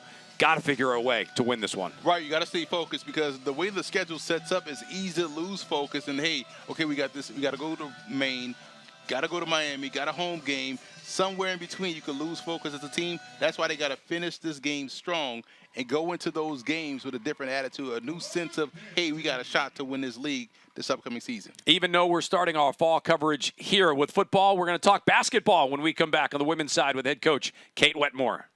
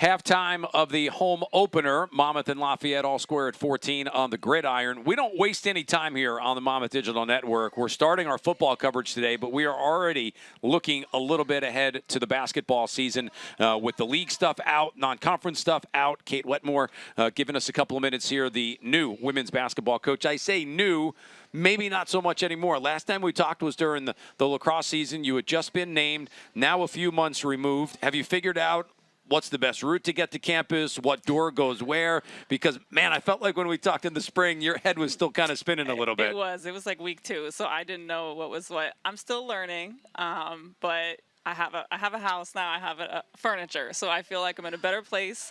I know where my office is and the arena. So I'm good there. I definitely feel more settled. Everybody's been awesome in the transition. So I'm feeling good, got my feet under me now, and really ready to get going. I know when we spoke in the spring, I tried maybe to steer away from, tell me about the roster, because that was such an open-ended question back in April, May. Now, more secure, more situated, filled out team and roster. You went heavy into kind of the grad transfer portal, which is the way right now of college basketball. That's not a Monmouth women's basketball thing. That's a college sports thing all over the place. Yeah, the nature of the portal right now, especially if you get a job a little bit later, that's kind of one of your only options. You know, most of the incoming freshmen would have already been signed. So, you know, that was the nice part about the portal. We were able to get some really talented kids out of there. Like you said, a lot of grad students. We have one freshman who is from Canada, but quite a few grad students from all different schools, different levels, and then we've got a handful of returners coming back. So about half the team is new and half are returning. Tell me about the returners, you know, because there were players that decided to leave after the coaching change. They probably would have left anyway. But when you think of it, having players that have their trust and faith in you and the ones that decided to stay. Tell me about the relationship you've developed with them. Yeah, that's a great question. And honestly, that's what I focused on this summer. I felt like, of course, the skill work and all of those kind of basketball things are really important, but building that relationship was my first priority. You know, they're not really going to run through a wall for me if they don't know who I am and how much I care about them, you know, and we don't have that rapport. So that was a huge focal point of this summer, just kind of spending time with them, quality time, maybe off the court, talking about other things outside of basketball. But the returners have been awesome. They've embraced me like we've known each other for years. We've been able to connect really quickly, which I'm grateful for. And, you know, they're a great group to coach. They're really fun. They're dedicated. They're locked in. They love Monmouth. They're really excited about our new team and what we're doing, and they're really bought in. And so it's been great so far, and I've got good relationships with all of them. They're all really different, really fun, very funny, and also really talented too. You will open up at Yale the first Monday of November. First home game will be against Brown. There's your upcoming schedule, what will be the first few in the non-league stuff. A lot of road games. That's not something that is all that out of the norm for a Monmouth program in any sport. Go and challenge yourself a little bit. Games against George Mason and Penn State and UMass. You're going to learn a lot about your team early on. Yeah, I think we're only home one game in November, so that'll be a good challenge for our girls. Obviously, it's more challenging to play on the road sometimes, and so I think getting that out of the way early will help us. You know, the goal is that we're being tested throughout non-conference, so once we get to conference play, we're ready to go. So we're excited about some of those games. Penn State will be a great challenge for us, and even like you said, just 2 games. 1 day in between, you know, 2 days in between another game. We've got like 6 games in 2 weeks. That's a lot, and they're on the road as well. So it'll be a really good learning opportunity for us, and an opportunity to gain some toughness. Still waiting for the league portion of your schedule to become official. What have you learned maybe over the course of the last couple of months about the teams that you will have to challenge in the CAA? You know, there's quite a few teams that also have new head coaches, so I think that the league is kind of wide open right now. You know, the last 2 years you've had the 7th seed upset and win the tournament, so I think it just speaks a lot about how the CAA is really wide open, and Stony Brook's always been really good, and they've got a lot of their returners, but they have a new head coach, so there's just a lot of transition happening. I know our girls are excited about certain opponents that they got that little marker on their calendar, but I just think we'll have to take it one game at a time, and everybody starts every year fresh, right? So there's new coaches, new systems. The transfer portal, again, that changes a whole team too, and I know a lot of other teams have hit heavy in the portal as well. So, thank you for coming.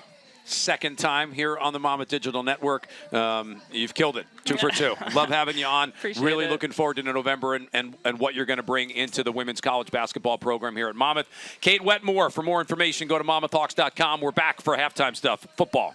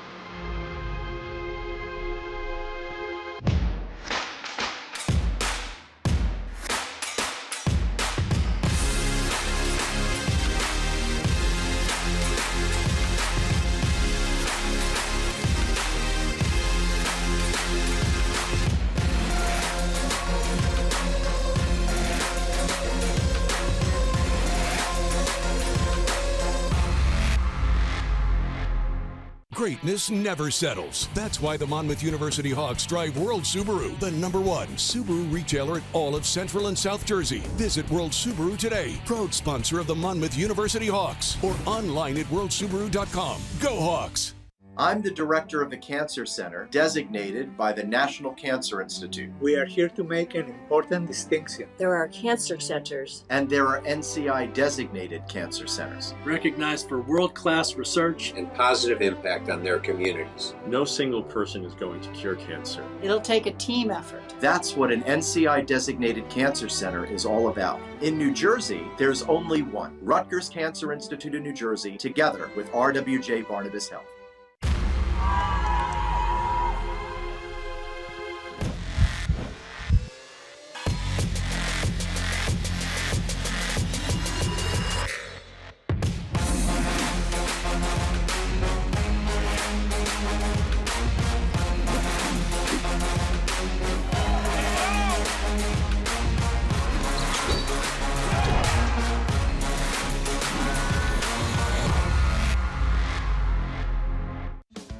Getting that perfect slice is satisfying, fulfilling, and rewarding too. But we don't do it for fun. We do it for fresh. Slice to order makes a sub above. 14-14. Love being able to catch up with coaches when they pop by. Women's head basketball coach Kate Wetmore going to lead the Monmouth women's program this year. Total yards, Lafayette the edge. Passing yards, Lafayette the edge. Rushing yards, Lafayette the edge. But Emery, the numbers at the top tell a different story. Monmouth has been able to do just enough, right, to hang in this football game. Right. Big plays have been their friend. They haven't been able to run the football to effectiveness. But you see right there, 3rd down, that's going to have to improve for Monmouth in the second half. 5 of 8 for Lafayette, 1 of 5 for the Hawks. It's tied up. We'll see how this changes in the second half. Our stats brought to you by our good friends at Coach USA. Lafayette coming in as a top 20 team in the country. The balance, I think, has been there more for Lafayette than it has been for Monmouth. That would also probably be something that the Hawks would want to change. Get the rush game involved a little bit more. Right, and you see how Lafayette used their tailbacks. They're running a lot of inside zone, getting those guards on those backers. If Monmouth can replicate some of those things, especially when you consider how aggressive Lafayette has been in terms of their blitz package, they should be able to pop some runs. We saw them try to test the outside early. As you see the great touchdown pass here in the first half, the slot fade. They tried to test the outside in the run game. They had some opportunities. They just didn't stick with it. We'll see what they do here in the second half in that regard. Looking at some of our highlights in this match. What would be your thoughts so far, Derek Robertson, with the touchdown pass there, his numbers, and how he has kind of factored into this Monmouth offense? 12 of 19, 136 yards, 2 touchdowns. Senior quarterback, graduate type guy, a guy that does an excellent job at making the right decisions. He hadn't really put the ball in harm's way. That's a great thing. And also inside the red zone, he's made sure to maximize those opportunities. So he's been playing really well. One more break for us. When we come back, we'll get the second half up and going for you. 30 minutes in the books, 30 more to play.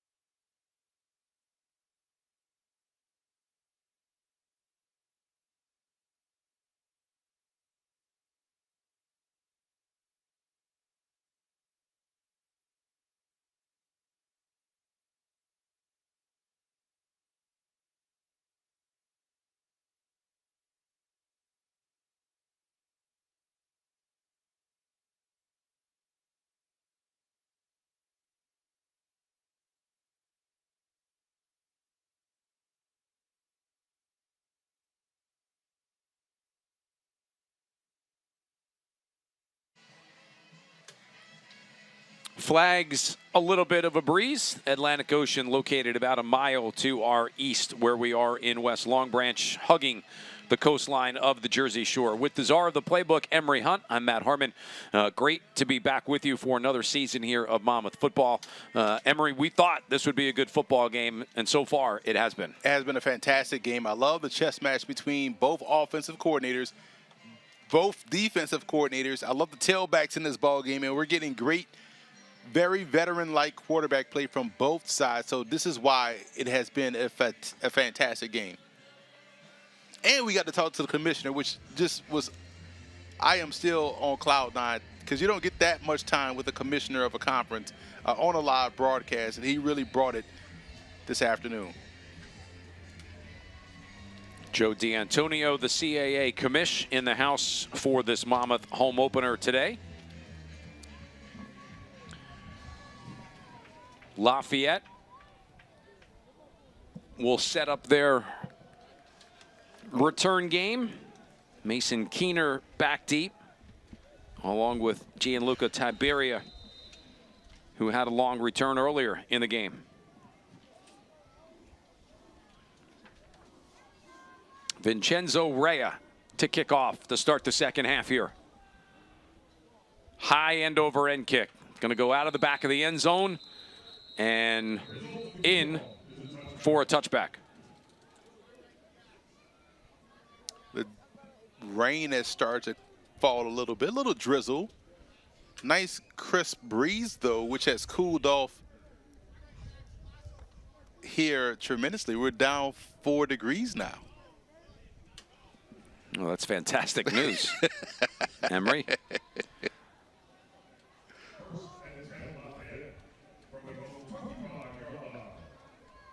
First and 10, Leopards. They'll start with a 3-receiver set. Single back is Curtis, who will get the carry. Curtis, so hard to bring down. He's one of those guys on first contact. He just does not go down. First, you got to find him. And second, you got to try to bring him down. For one play, his helmet came off. It's his footwork that's so impressive. You know, you're going to see him just keep those feet moving and buzzing as he's working through a very tight line of scrimmage. It's just impressive to see.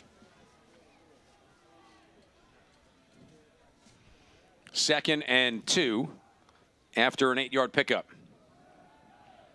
Deflected in the air, almost grabbed for what would have been a big interception. Justin O'Bannon had the chance. I think it was 94, Isaiah Rogers, to get his hand on it. If you thought that was going to be an interception, then on the other side of it, it would have been a touchdown because he was streaking wide open. Boy, that was going to be a big play. He had his tight end, number 9, Dallas Holmes, running right down the seam for a chunk play. Big early third down. First down, Curtis. He'll take it to the 43. I've been impressed with Curtis and how he runs the football. I mean, he is decisive. He doesn't pitter-patter behind the line of scrimmage. He accelerates once he finds a lane, and he's running through arm tackles as well. Call his number one more time. Not much to work with here. Back to the line of scrimmage. And that's where Mammoth is going to have to win versus the run game. Those D tackles will have to step up. You talk about Isaiah Rogers, Chris King, those guys, those are juniors and seniors respectively that are going to have to play big time and not allowing those guards to really lock in and own those combo blocks. Second and 10. There's Stewart on the catch. Big tackle in space. Kayshawn Schulters made the hit. That got an initial reaction of where's the penalty, but I think all things considered, it was a clean, just maybe strange-looking tackle. Right, that was a 6'2" guy grabbing a 5'10" receiver by the top of the collar and swinging him down. Great grab, though. Catch is made by Carson Persing on a quick first down reception.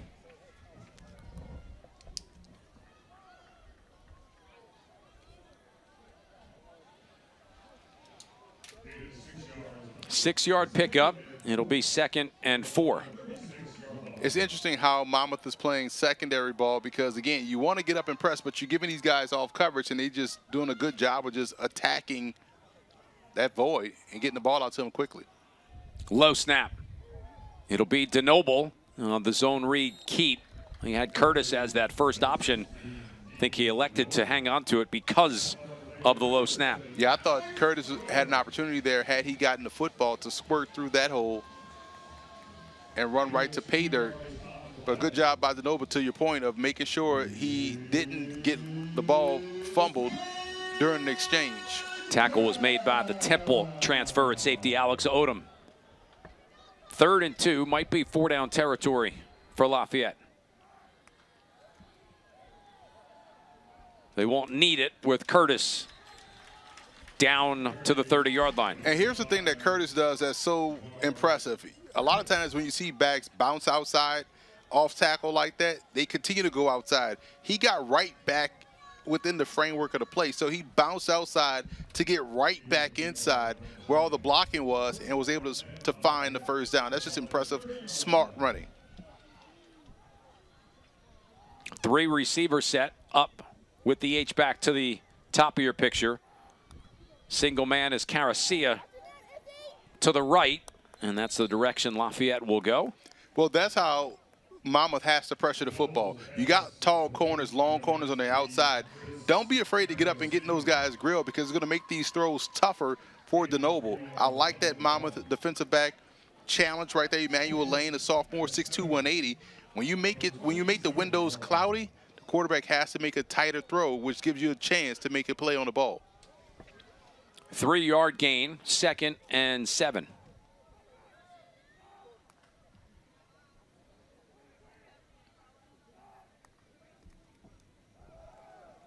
Inside carry will go to Najee Adams. Gets his numbered call for the first time today. And the reason why, as you see some extracurriculars right there by Joel Parker, the reason why the offense for Lafayette is so tough to defend, because you're trying to figure out, okay, who has the football in terms of the backfield. Second, you have a quick trigger quarterback in Denoble that can really get the ball out to the receivers, and receivers that are sure-handed, that run great routes. So it's a trifecta. 3rd and 7. Denoble out of that shotgun where he's been most of the day. Wide left, pursing the catch. Good open field tackle made by Schulters, who's getting a lot of run today for Monmouth defensively. And you saw how length is an advantage, because had he not had that long wingspan, he probably wouldn't have been able to make that tackle and make it a 4th down play. So that's where size kind of matters on the perimeter at defensive back. And you saw him close quickly and make a great open field tackle. 4th down. Lafayette going to line up to go for it. Bring in an extra blocker. Tighten things up in the formation. Give is to Curtis. He's going to have the first down by a yard and then some with the push at the end. And he's still up on the ground. Again, this young man, I would love to go and dig into his weight room profile, because I can tell he's a monster on hang clean, power clean, any kind of those Olympic lifts, because he's showing great core strength here and power running the football despite being 164.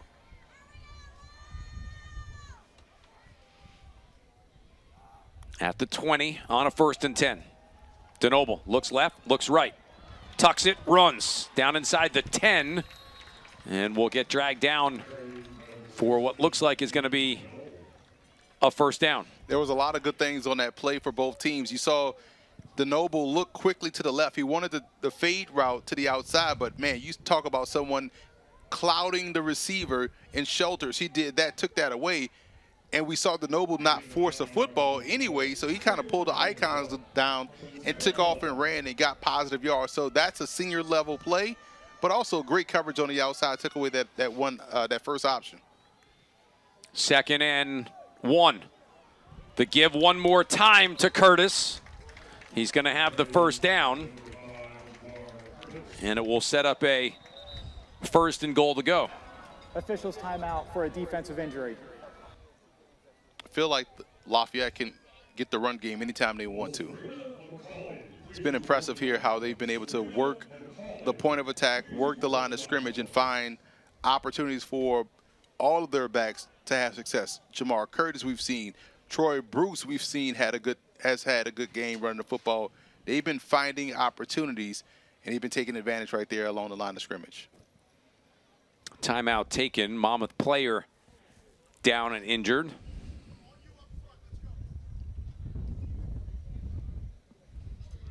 It's been a long drive here for Lafayette, and if you're the Mammoth Hawks, you kind of want to get a stop and get off. Monmouth's offense hasn't been on the field here in the second half, and we're almost halfway through.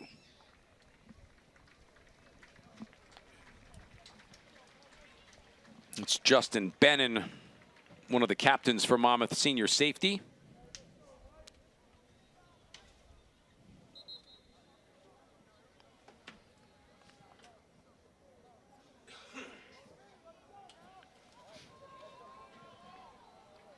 Opening drive of the second half. It's been a good one for the Leopards.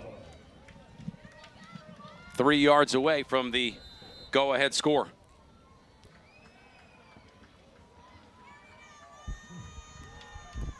Denoble this time gives to Curtis, picking a spot through the line. Did not get to the goal line. Stopped just outside the 1. You get right back on the football and try it again. Curtis has proven that he is a power runner despite being a smaller built back. Just to the left of DeNoble. Curtis gets it here and will not be denied. In for a touchdown, and Lafayette regains the lead.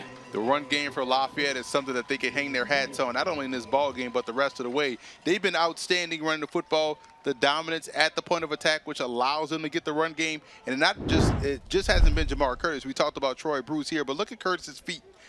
Constantly moving, and they're moving in a productive manner to where he's always moving downfield when he makes a cut, and he has an acceleration to bring that power with it to power through those tackles. Extra point for Lafayette, up and through. 21-14, Leopards lead. Monmouth going to get their hands on the football for the first time this half when we return.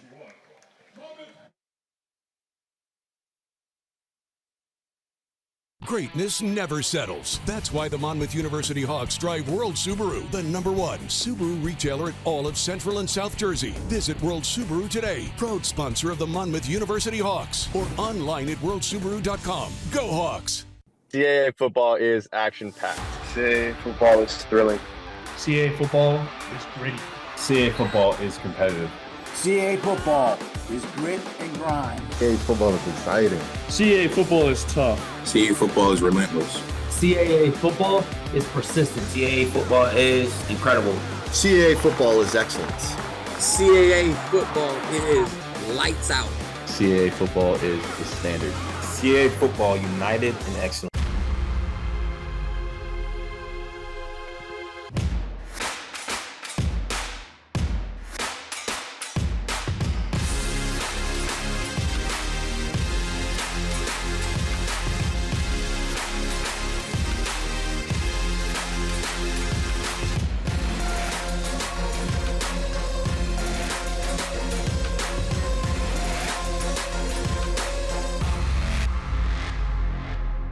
The right way to top a sub is with real red wine vinegar made from red grapes and no food coloring. And the right way to film it is in slow motion. Obviously. Because authentic ingredients make a sub above. Excitement is in the air, and we want you here cheering on the Hawks. Don't miss your chance. Head over to MonmouthHawks.com/tickets to secure your seats and be part of the action. Look inside the Parton Broadcast Center, where it all happens for us. Emery and I have the easy job. Our crew has the tough job making us look good. They've done a fantastic job here, as they always do, on the Monmouth Digital Network under the direction of producer-director Andrew Kurtz and our student-run crew, including Sarah Curley, who's up here with us in the box today. Man, they wasn't working in there. That was a stock photo. That was from 5 years ago. Emery will be egged on his way to his car from the crew today. Somebody send me a message. I'll let you know his make, model, and license plate number. Trestic to kick off. End over end kick in the direction of Makai Green. Inside the 5 to the 20. And he gets bumped down. He did have a seam that closed up pretty quick. He did have a seam, and he did the one thing you can't do on kickoff return, stop your feet. I thought he was going to hit that seam to his left full speed, but he didn't, and that's why he was able to get tackled by Lafayette special teams unit right there at the 22-yard line. First possession of the half for Monmouth. Long drive that took up half the quarter for the Leopards. Robertson throws to the outside. Catch made by TJ Spate. This looks like the first drive of the game where they quickly on the first play went to attack the perimeter of Lafayette's defense. And we saw one play end up in an interception by Sekou White. But for the most part, when they attacked the perimeter, they found some opportunities. They love to get their receivers the football in space, and hopefully they can break a tackle. They like that matchup on the edge. Spate with the catch, second of the day for him. This is Green out of the backfield. Out to the 30, it looks like the 31, they'll give him forward progress.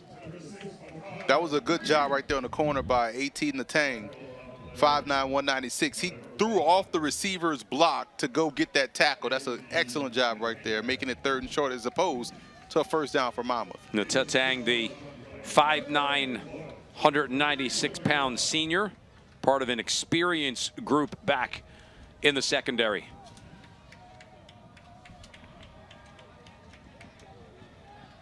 Big 3rd down here for Monmouth, trying to keep pace with Lafayette. Direct snap will go to Monmouth, who's going to have the first down and a push for more. You already knew what that was. Anytime Sony Into is in the backfield and you saw him in that Wildcat formation or Wild Hawk formation, he's not only going to get the football, but he does a good job of just moving the pile. That's almost automatic for him.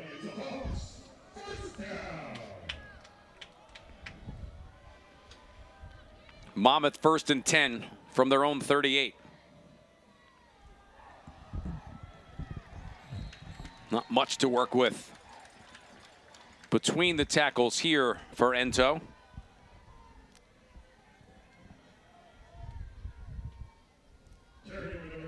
It's a good job defensively by this Lafayette front. Really have taken away the Monmouth run game, and it's forced Monmouth into a one-dimensional situation where they had to rely a lot today on Derek Robertson and those receivers making plays. Movement for the Hawks up front will cost them 5. It's Marcus Middleton, the tight end. 5-yard penalty, 2nd down.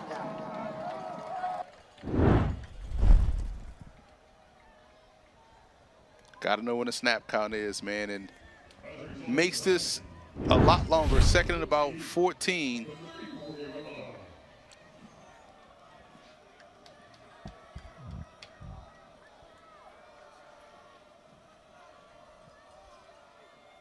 Two downs basically here to get 14.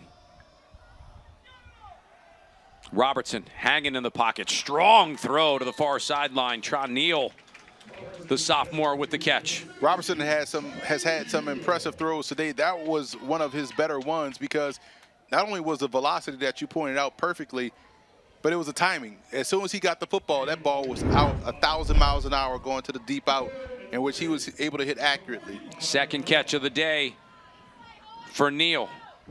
Robertson, 15 of 22 on the day, 145 yards.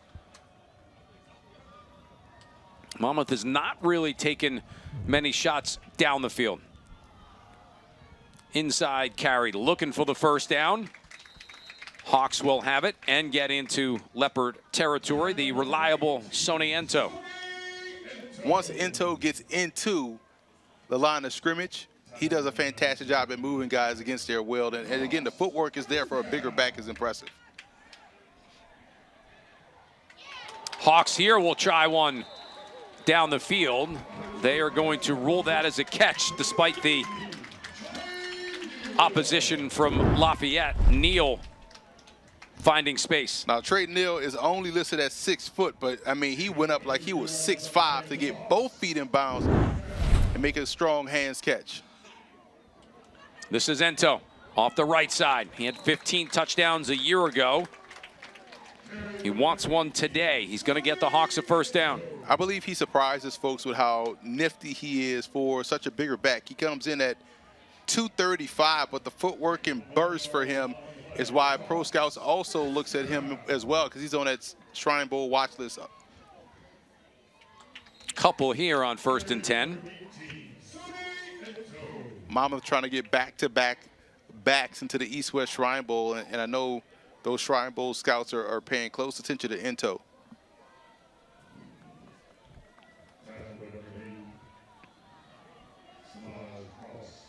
Rodney Nelson comes in.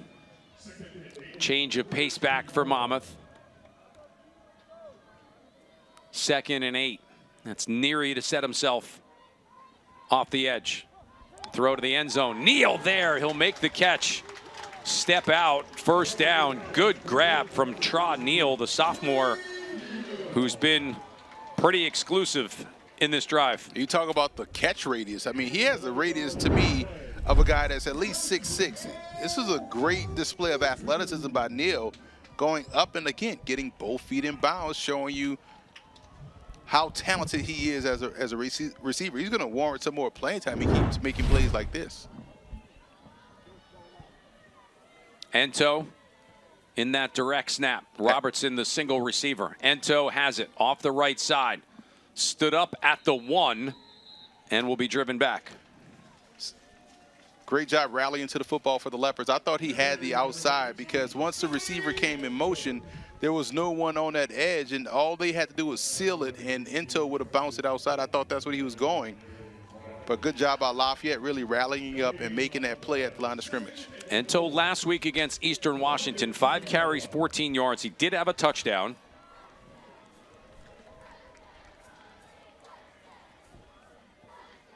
He's going to get the snap again here.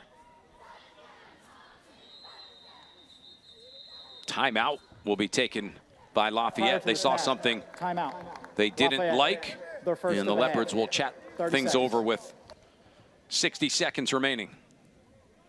We'll take a quick break, see if Monmouth can finish off this drive. Hawks down by 7 right now.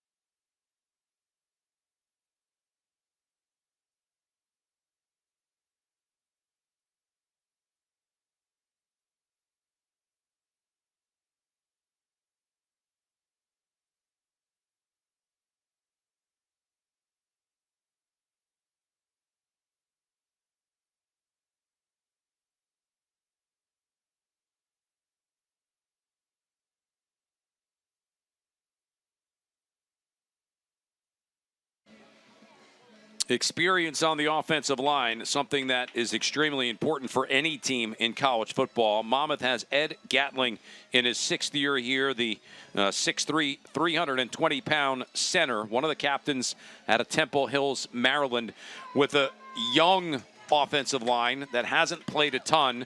Gatling is one of the leaders, and at that center spot, he's going to have to navigate the waters of this early season. And I like him as a draft prospect type player because he has really good build. He's all of 6'3", 320, and has very good ankle flexion. And the ankle flexion is key because you can project him either as a center or a guard. And he's been helping spearhead what Mammoth has done running the football today. He's going to snap it here to Sone Ento, who will get it. Look for a spot right behind Gatling. Nothing doing there. Lafayette bringing the charge. Terrell Cannon, the nose man. First man there. Tim O'Hearn also in there. Listen, O'Hearn has jumped out to me as someone that need to keep an eye on because he has been excellent today. He's been a nuisance, he's been applying pressure, constant in the backfield, and that was a great job just blowing that play up from the interior. Senior out of Texas, O'Hearn. 3rd down, now from the 3. Monmouth lost a couple there. Ento again stacked up. Quite a goal line stand here for Lafayette, and decision time for Monmouth.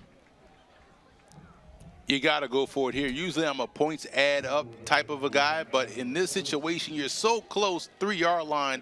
You like your offensive line, you like your back. They're going to take it into the 4th quarter. 3 down, 1 to go.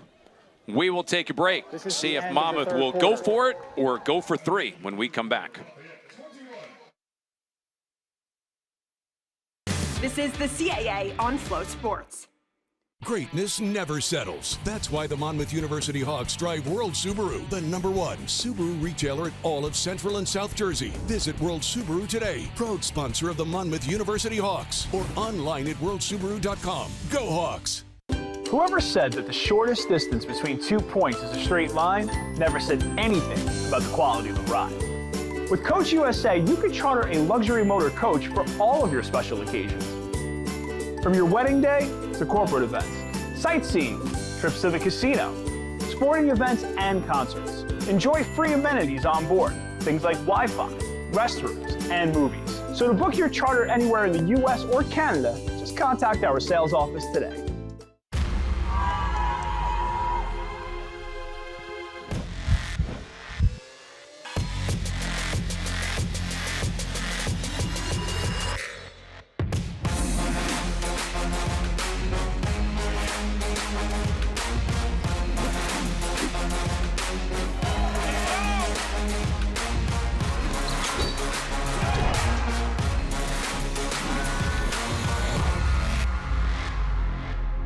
The right way to top a sub is with real red wine vinegar made from red grapes and no food coloring. And the right way to film it is in slow motion.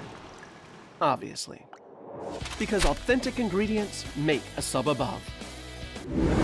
Well, decision time for Monmouth. Looks like they haven't changed anything but the formation. Soniento, 3 consecutive runs.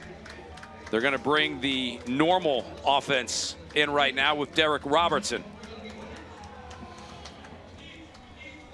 It changes the math right quick, but the results may still be the same. We may still see inside handoff to Ento.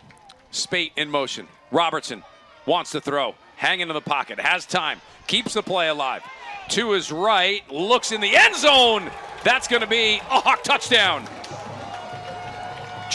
Neal able to get open just enough for Robertson, who did a fantastic job of keeping the play alive. It's a fantastic series for Neal because he has done an outstanding job showcasing his hands, his athleticism, and his ability to make these tough catches as you see here on the touchdown. Good job by Robertson just buying time and, hey, giving your guy a shot. And he paid it off with a touchdown.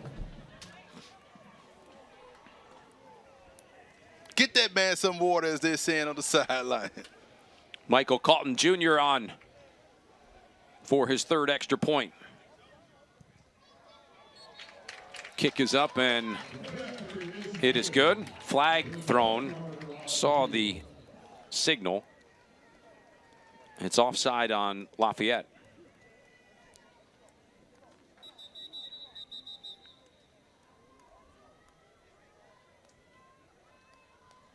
Offside. Defense, number 5. That penalty is declined. Result of the try is good.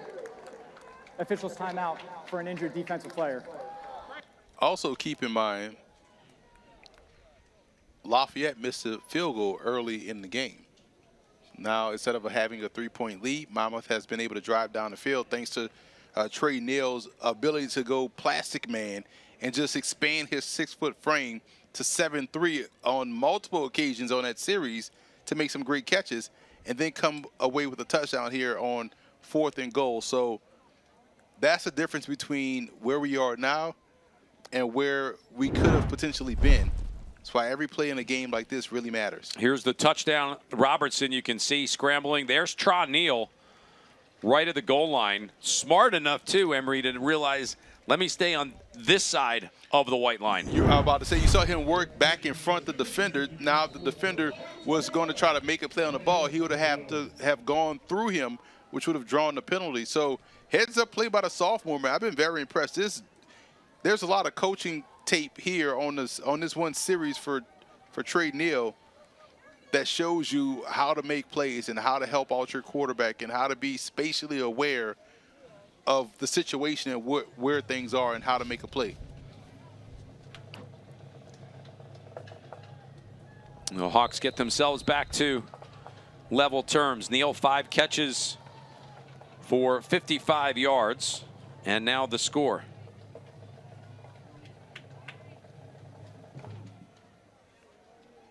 End over end kick. Going to be returnable. 25-30. It's Tiberia with another good return.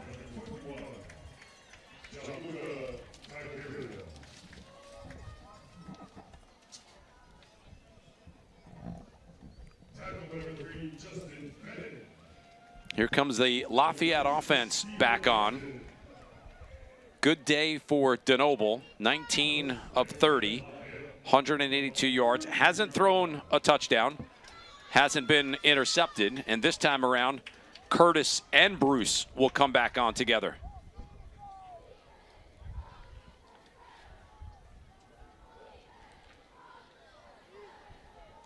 Mammoth showing pressure off the edge.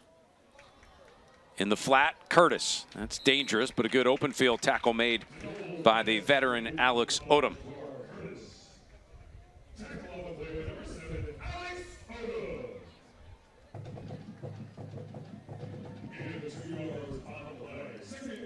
Interesting when you have the two backs out there, both guys similar skill set. Now you see them flex out Jamar Curtis in the slot, the nearest slot here. He has one-on-one. How much do you trust him to beat one-on-one coverage? The emotions in a little bit. Monmouth keeps walking pressure up on one side or the other. It's Ryan Moran trying to push the pocket one direction. Curtis is open, and at the last second, deflected ball. Ball underthrown a little bit. That's the freshman Willie Love, who was in step-for-step coverage. Hey, well, listen, we were talking pre-snap, like, hey, how much do you trust him one-on-one? Well, they apparently trust him a lot. Had DeNoble put that ball out in front, we might still be talking about Curry running down the field, but kind of double clutch unnecessarily. Just let it out and let it fly. But good effort right there defensively for Mammoth. And a good job by Love not to get a PI. Open receiver Stewart. He'll make the catch, work his way to midfield and more. And it's going to be a first down for Lafayette. Listen, Elijah Stewart has great football IQ in terms of how spatially aware he is, because every time he catches a football, he can feel the defender behind him, and he knows the exact route to turn and take to get positive yards. So he's working back after the catch, but then makes the right turn to go upfield to make the play. 1st and 10. Leopards in Hawk territory at the Monmouth 48.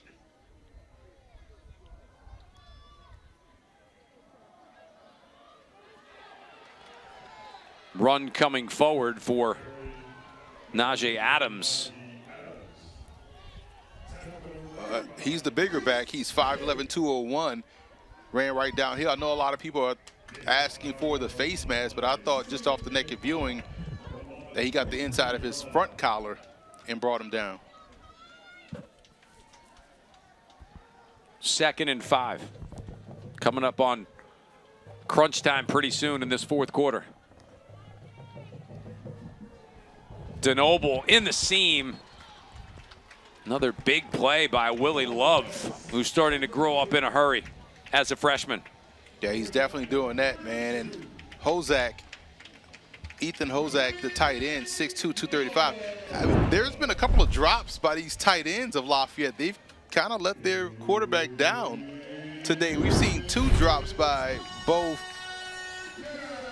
Dallas Holmes and Ethan Hozak today. Would have been big gains. 3rd and 5. DeNoble in the pocket, pressure coming, ball is out. Mammoth says they have it, so does Lafayette. Who's on the bottom of the pile with it?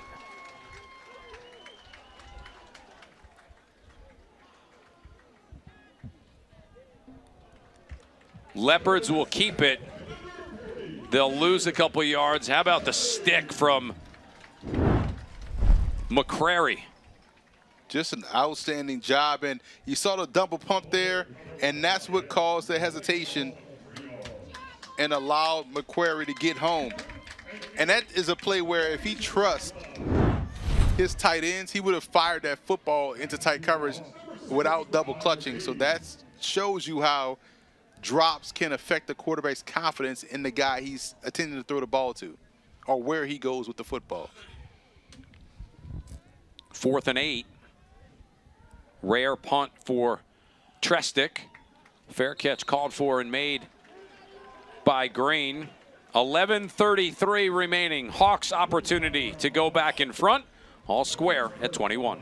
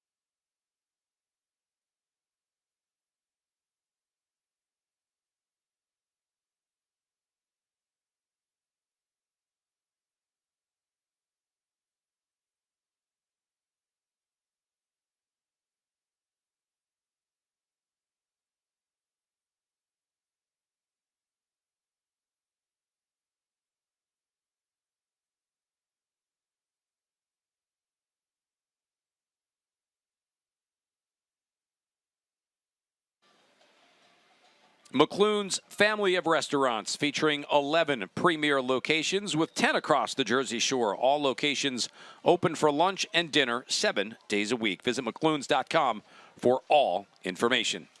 Back here with the czar of the playbook, Emory Hunt. I'm Matt Harmon. 4th quarter. We've been treated to a good one this afternoon. 21 all between Lafayette and Monmouth. Both teams at 0-1 on the season. Both with grueling schedules in front of them. Making week 2 pretty delightful for both to try and pick up win number 1.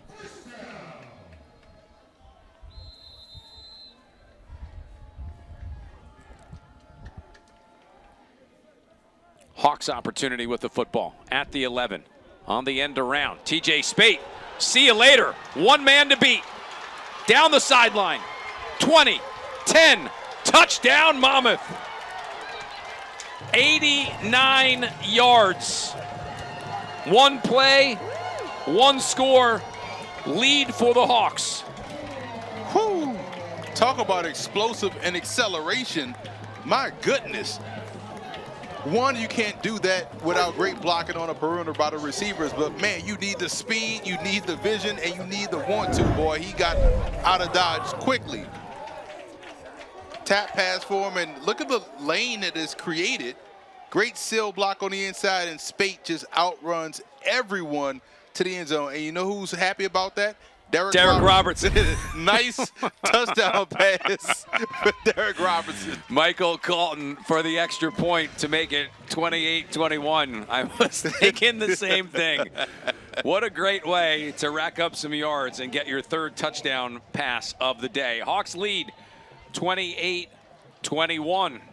It's TJ Spate, the senior, one of those guys who's had to sit behind some of the big names Monmouth has had at that wide receiver spot.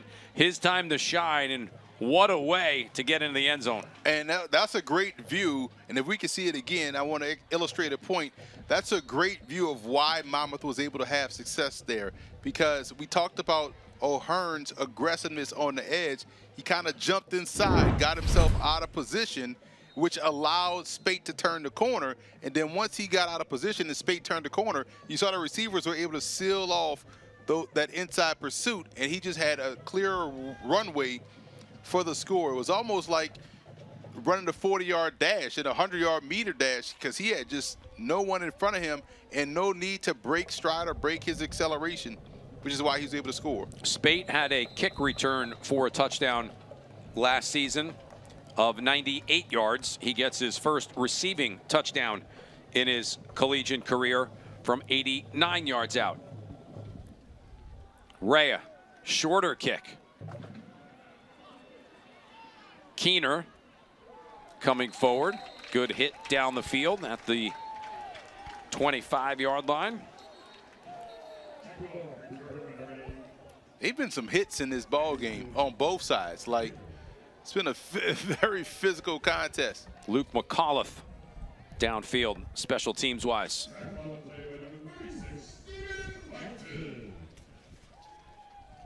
Gut check time for this Lafayette offense that hasn't had issues moving the football, but in the second half, they sort of struggled here, try to find that continuity that they had in the first half.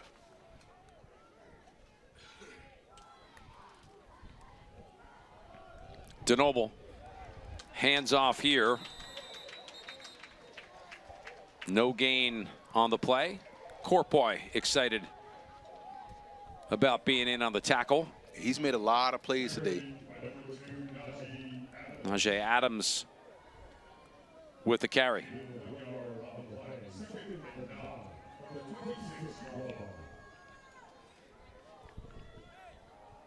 They gave him a yard, 2nd and 9. Curtis spun down just shy of the 30. That's who I expect them to try to get more touches to right now, because he's been the Mammoth killer all afternoon long. Anytime he's touched the football, it's been positive gains, both as a receiver and also as a runner. 3rd and about 6. Got to get to the 35 if you're Lafayette. DeNoble with time here to the sideline. Old reliable Elijah Stewart with the catch and the first down. Took advantage of an aggressive corner, pushed that outside shoulder upfield, and was able to break off that route on the comeback. Ball was on time. Excellent execution. 10th catch of the afternoon for Stewart. Why not? 2 deep safety look. Might see a run play here for Lafayette. Oh, I'm an egregious mistake there, boy. You are in big trouble with those in Easton. Curtis in the flat. Bumped out of bounds shy of the sticks. Speaking of that rivalry, which obviously has such history to it, if you're Lafayette, you couldn't have drawn it up any better. When the teams played last year, Lafayette claimed the Patriot League championship against Lehigh and won their 700th victory in school history. Stewart, the catch. Great throw, great catch. The coverage was pretty solid from Lane. Sometimes you just tip your cap. What a grab and great throw. But this is why Stewart caught that football. He stacked the defensive back, so it made it impossible for him to come over top and make the pass break up. Bruce to the 10. Flag out, thrown by the umpire, which drew an immediate reaction from DeNoble.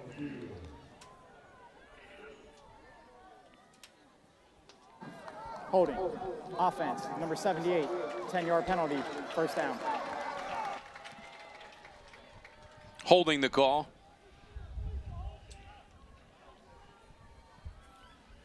Watch how he not only stacked the defensive back, but was able to track the football and wait until the last possible moment, just an excellent throw, to put his hands up. Love that he's been drawing at these defensive backs all throughout the game. Got to be careful, but he is stepping up big time here in the second half. It was Jamar Curtis in the first half, and it's been all Elijah Stewart here in the second half. 1st and 20. Counter action set up. Curtis run down by Alex Odom.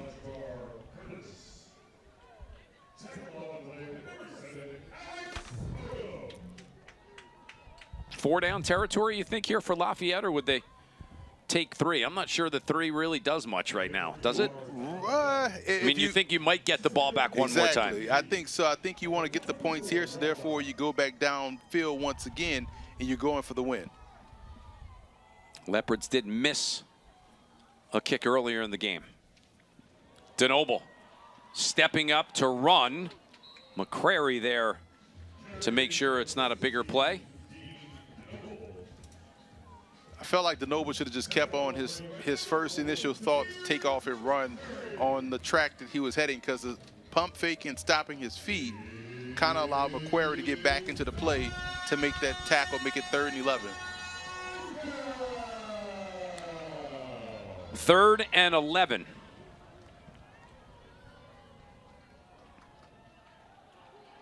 DeNoble has time, pressured at the last second.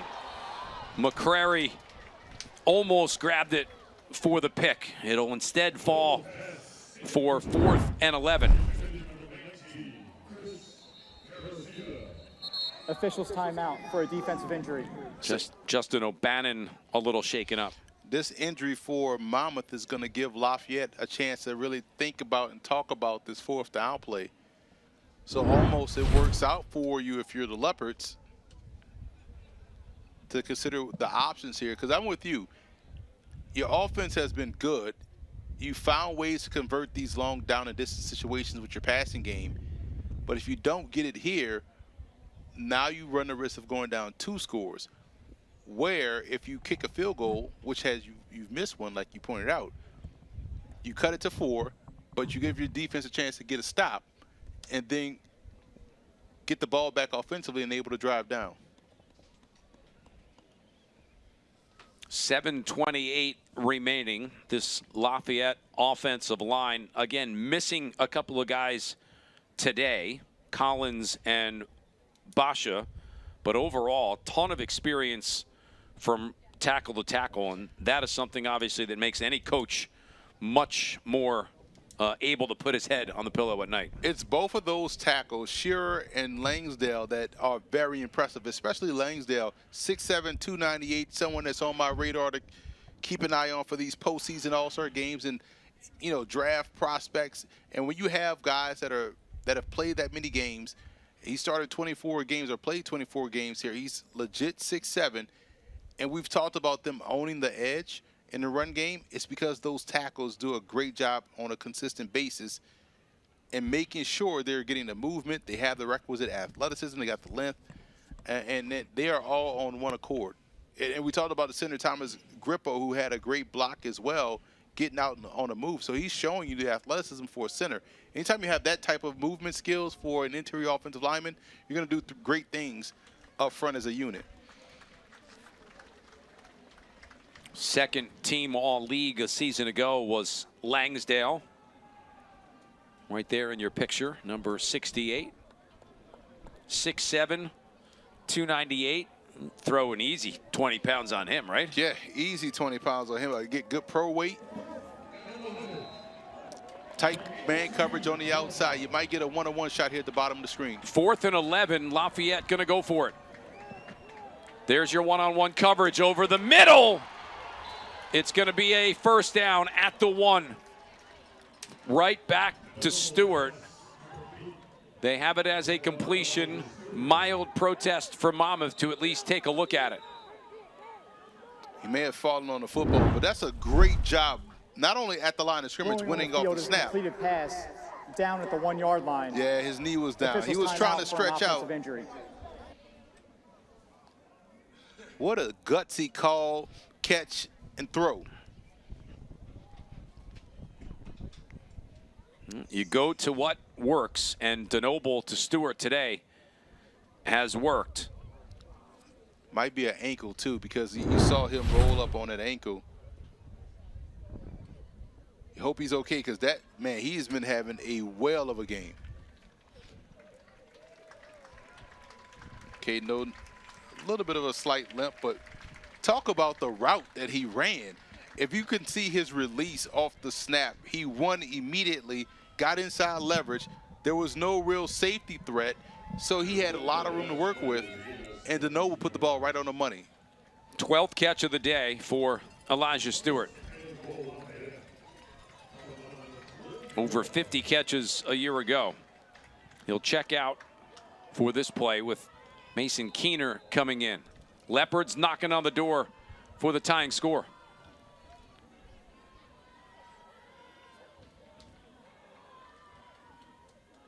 Curtis gets it. Curtis stood up at the goal line and tossed back. All kinds of laundry on the field. 3 flags thrown. Might be a legal formation on. Illegal substitution. Defense. More than 11 players on the field. Half the distance to the goal. First down. Monmouth with an illegal substitution. They'll go half the distance and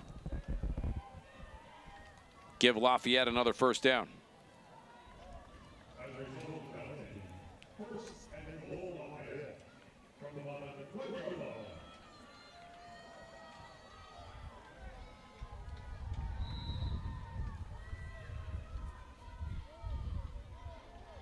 Not going to happen this time.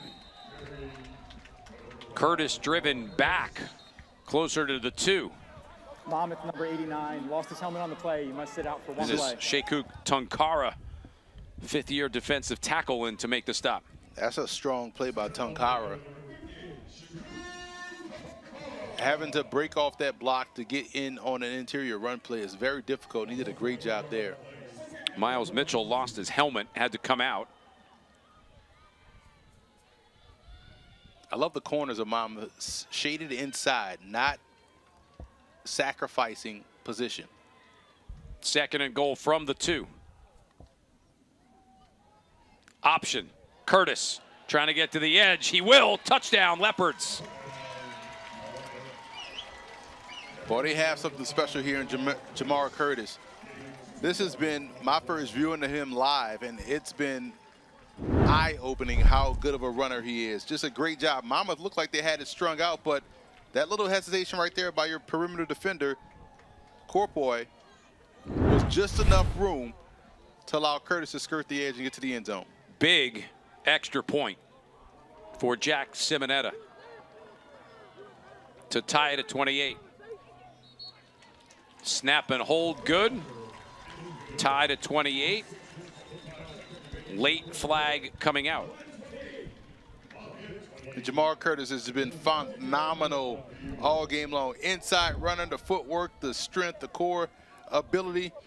He's been showcasing all of the skills necessary to be a top flight back in the FCS, and he's done a great job here finding the end zone, getting the corner, getting the edge.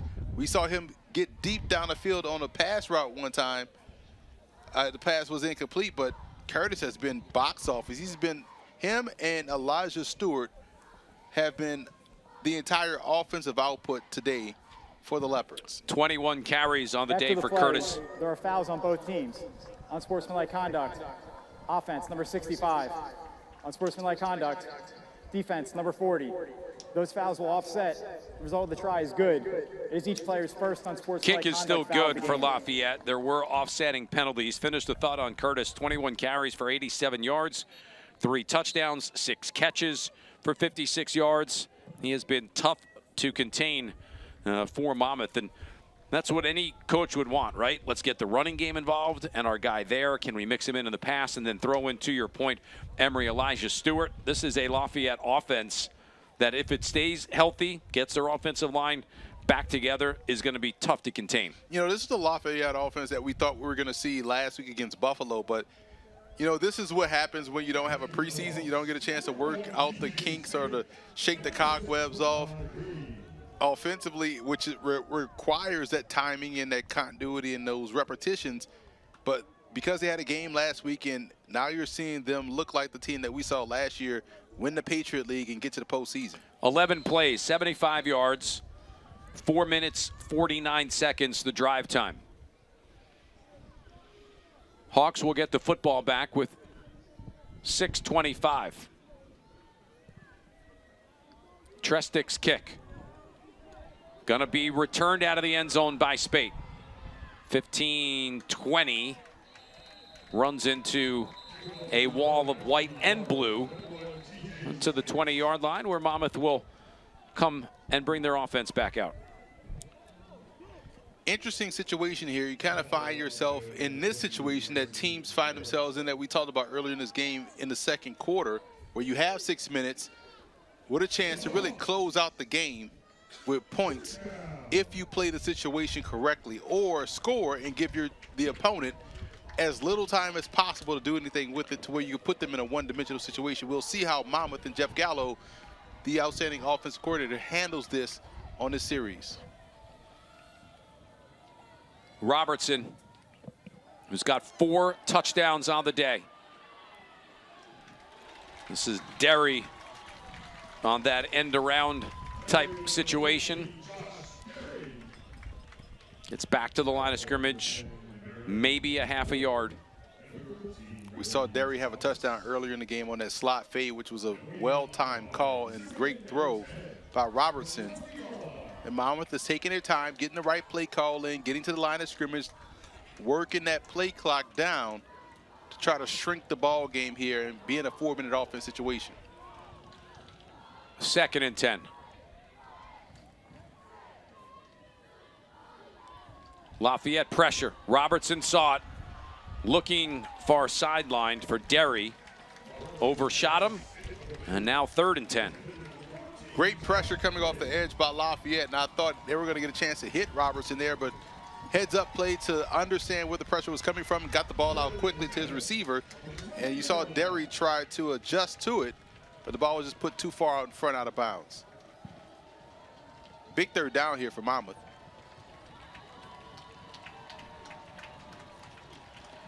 Third and 10. Last thing Monmouth wants to do is hand the football right back over to Lafayette. Robertson, the throw. Down the seam, has a man. It's Derry the catch. Bounces off tackles into the sideline. Plenty of room for Monmouth to work with. 1st down and a heck of a lot more. It's a fantastic catch and run by Derry. And you see what happens when you give him protection in the pocket.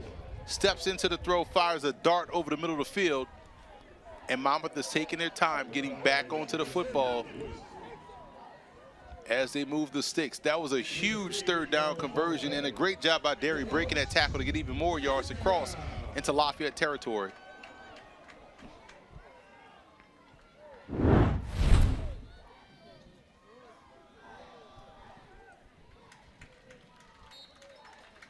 Pickup of a couple for Green to the 40-yard line. No real run game to speak of today for Monmouth. Lafayette's defense has essentially made them one-dimensional today, but this is when you want to get those rush attempts up if you can. And Lafayette has 2 timeouts, plus you get the 2-minute timeout, which is new to college football this season. So you still have 3 ways to stop the clock if you're the Lafayette Leopards.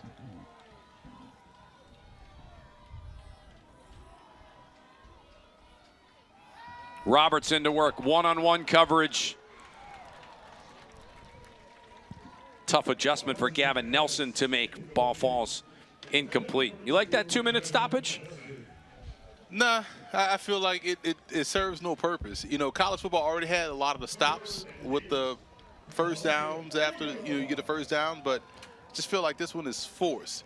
And don't even get me started on the naming of it too, because I feel like that's forced as well. When a name that has been used since 1920 has been already in play. A version of an angry Emory Hunt late in this game we don't often see here at MDN. Slant pattern set up, catch by Nelson. Going to be a little shy of a 1st down. This has got to be a 4th and go for it if you're Monmouth. Yeah, this is when you want Sony in tow, and he's checking into the football game right now. You kind of want your receiver to understand where the sticks are and continue to work toward the sticks upfield and not try to take that gather step backwards, because that lost you your momentum. A massive play in this game. 4th and 2.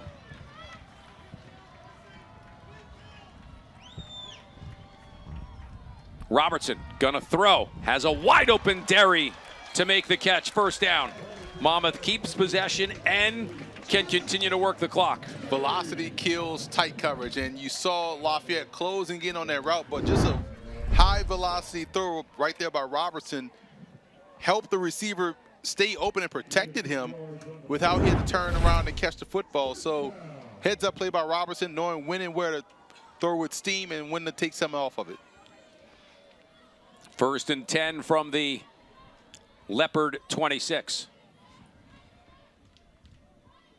Robertson splits the receivers.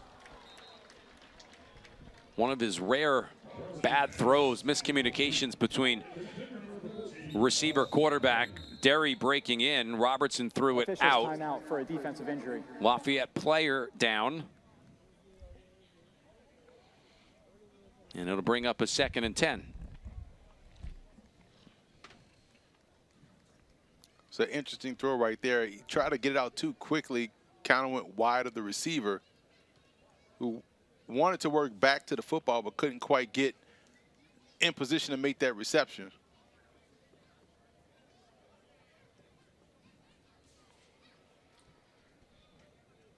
Here's what's coming up on the Monmouth Digital Network. A busy Saturday here in West Long Branch.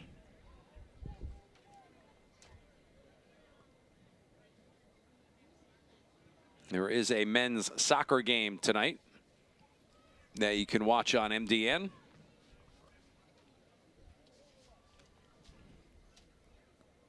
And then coming up after this weekend, some men's soccer action on Tuesday and field hockey at the end part of next week.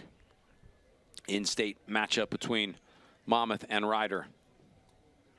You can also catch the game in addition to Flow Sports on NBC Philly, of which you are watching this one today, and on SNY and Flow Sports. Great to be part of week 2 of your college football season.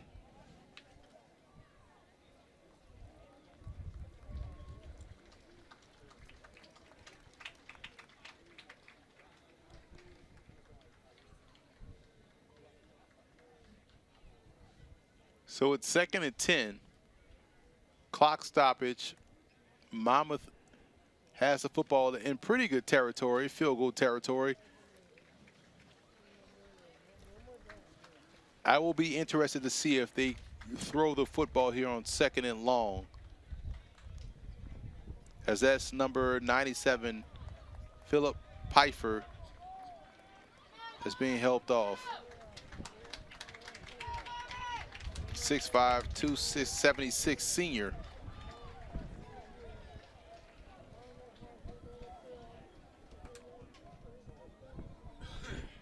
Second and 10 for Monmouth, 2:46 to go. Hawks with the benefit of clock. Lafayette has 2 timeouts. Also the benefit here, Emery, of knowing you don't need a touchdown to win. A field goal could do that as well. Which is why it'll be interesting to see how they handle this 2nd and long situation.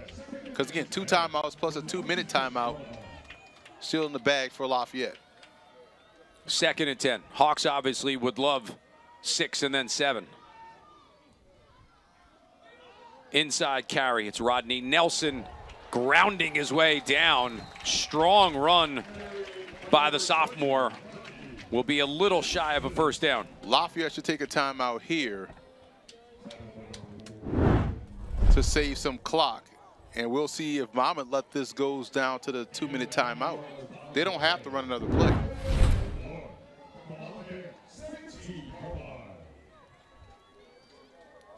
Interesting decision here. I felt like you want to give your chance. Monmouth hasn't been successful running the football. That was their best play in the second half, in my opinion.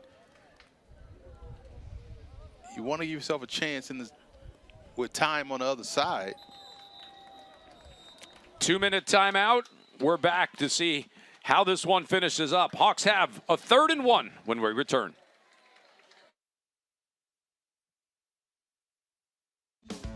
Getting that perfect slice is satisfying, fulfilling, and rewarding too.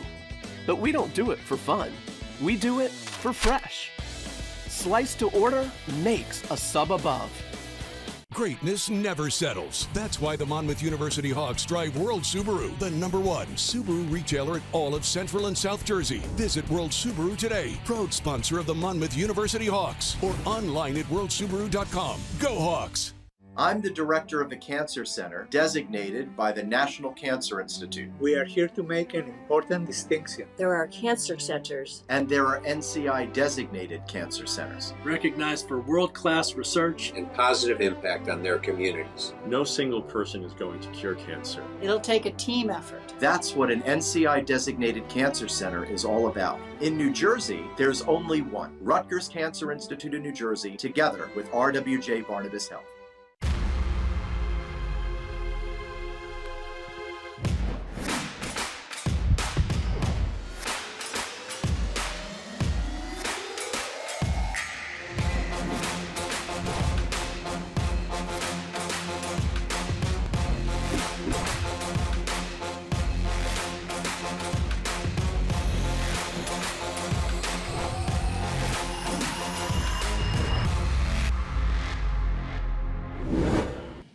We are back here on the Monmouth Digital Network. Our game and broadcast brought to you by the Monmouth Medical Center and RWJ Barnabas Health Facility, and recognized leader in patient safety and clinical quality. For more information about services close to you, visit rwjbh.org/Monmouth. RWJ Barnabas Health, proud to be an official healthcare provider of Monmouth Athletics. So here's the situation you find yourself in Lafayette. 3rd and short. If Mammoth gets this first down, you're going to quickly burn through 2 of your timeouts, your last 2 timeouts, and hopefully try to get the ball back. A yard away from doing that. And so the carry, he's got the first down and more, in for the touchdown. Was that a let them score type situation if you're Lafayette? Because it feels like one. That way they didn't have to burn the timeout. Listen, I'm all for getting the points. And it's hard to ask someone to be locked into where, hey, I'm going to just take a knee at the 1.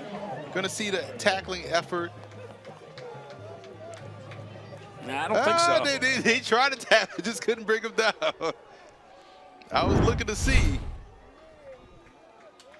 Calton for a big extra point to make it a 7-point spread.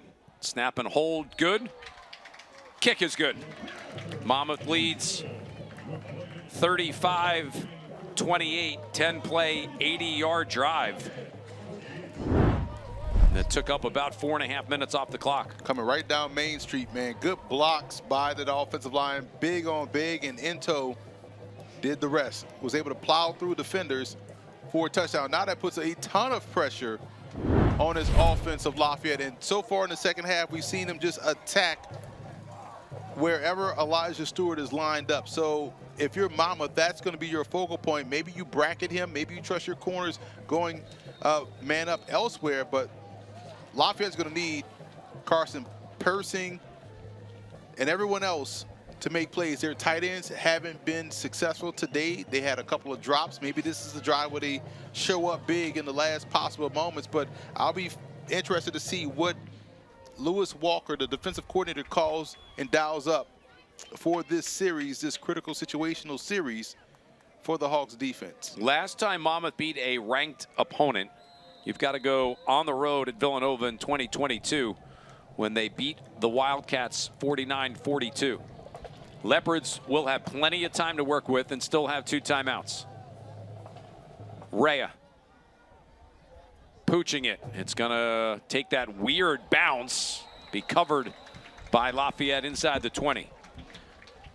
Perfect scenario. Ento gets the first down. Clock continues to run, and then you either score via touchdown or field goal and leave no time on the clock. To your point, at that, you can't tell them go down, not right. thinking that, especially when Lafayette, as we went and looked back at it, trying to make a play in their own right. Because at the end of the day, you could miss the kick or the kick could get blocked. So if you have a chance to make them go score a touchdown, you want to take that chance. Monmouth has 3 touchdowns in the 4th quarter.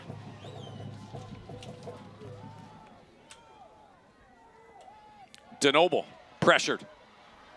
Throwing right, looking, has a man open at midfield. Big first down. That is Caracia. Monmouth County Jersey kid. We talked about everyone else outside of Stewart stepping up, making a play, and there's one right there by Caracia. Looked like Schulters had the coverage, got his body turned. Stewart open. Catch made.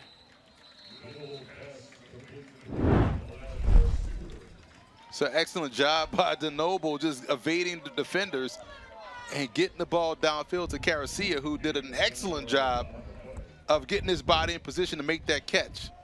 Schulters overplayed the break inside, and Caracia was able to make the adjustment to the outside. Stewart got out of bounds too, so Lafayette still has both of their timeouts.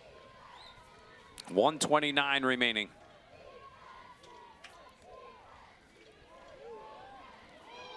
Fade, sideline, flag out.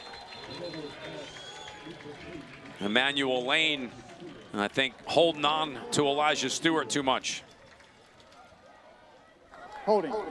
Defense, number 21. 10-yard penalty. Automatic first down. So Lafayette got the football to start the drive inside or just outside the 20-yard line, and already in 3 plays, they're on the Monmouth side of the field. Ball sitting at the 33-yard line, needing a touchdown to tie with 1:25 left, and both of their timeouts still at their disposal.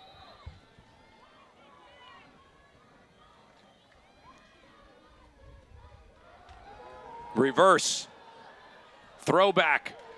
Open is Stewart. Blockers in front of him. Elijah Stewart.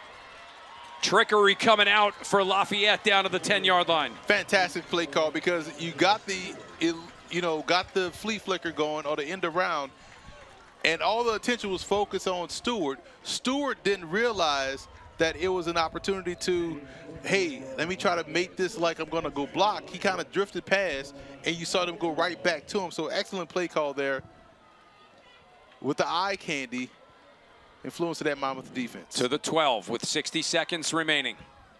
Leopards not wasting any time in the end zone. Touchdown! Caracia with one-on-one coverage. Made that look like light work. March right down the field, trusting their quarterback, trusting their receivers, going one-on-one to make a play. And we talked about this, other guys outside of Stewart making plays in Caracia with 2 huge catches as the rain starts to pour here on the Jersey Shore. Lafayette lining up to go for 2. We potentially saw this in that Baltimore-Kansas City game where they're going to go for 2. Had Isaiah Likely's toe come in bounds. But what a fitting into this ball game potentially. The rain coming down as they decide to go for Monmouth, 2. Their first of the half. It's Mammoth who will use a timeout. Now, if Lafayette comes back out to go for the 2, you like that call, or you play for overtime? Listen, you saw how they marched down the field? I like this offense. You got to go out there with your guys. And I feel like because of how they marched down the field and the confidence they showed in making these tight window throws, even the timely trick play, you got to go out swinging. Your offense got you down here. Go out with your offense to go and end the game right now, leave no doubt. A 2-point conversion to potentially win it. I mean, because at the end of the day, they still have 2 timeouts, so there's still a chance for them to get the ball back. Curtis in the backfield with DeNoble. Persing in motion behind the formation. They're going to set up a wide receiver throw. It's batted down. Big time play made by Mammoth. Read pretty well. Played within themselves. Knocked down at the goal line. What a game. What a play at the end. One more trick play in the bag, the double pass, and he had it, but he didn't have a good grasp on the ball. You know what happened in that situation? The rain caused that ball to be slick on his gloves. He couldn't get a good grip to get a good throw. Soft throw, allow the defensive back to jump back into the play and knock it away. Heads up play by Deuce Lee for Monmouth. Fantastic play from Lee. Now Lafayette not out of the woods quite yet, Monmouth. You would expect onside kick. But again, how fortuitous for Monmouth was that quick rain storm, the downpour, affected the gloves of the receiver trying to throw a ball in a crucial situation.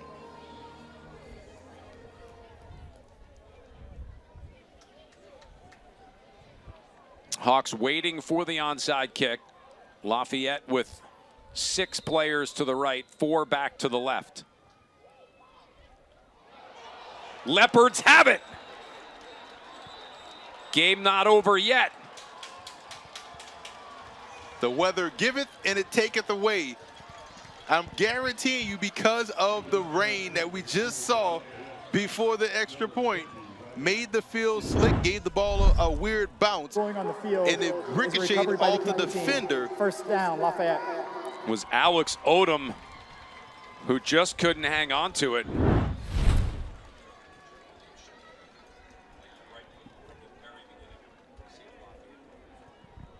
Heck of a play by number 20 for Lafayette.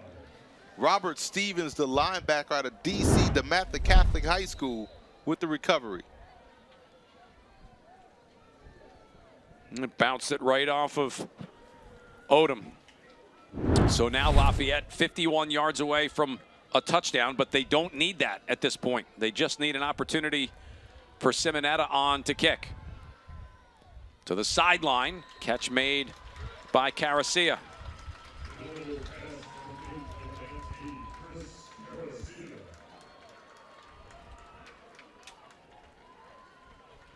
Going right down to the end here. And you're kind of in a situation where you got to really play regular defense, because you don't want to give up too much yards for a field goal attempt, but you don't want to get burned on a double move going deep down the field.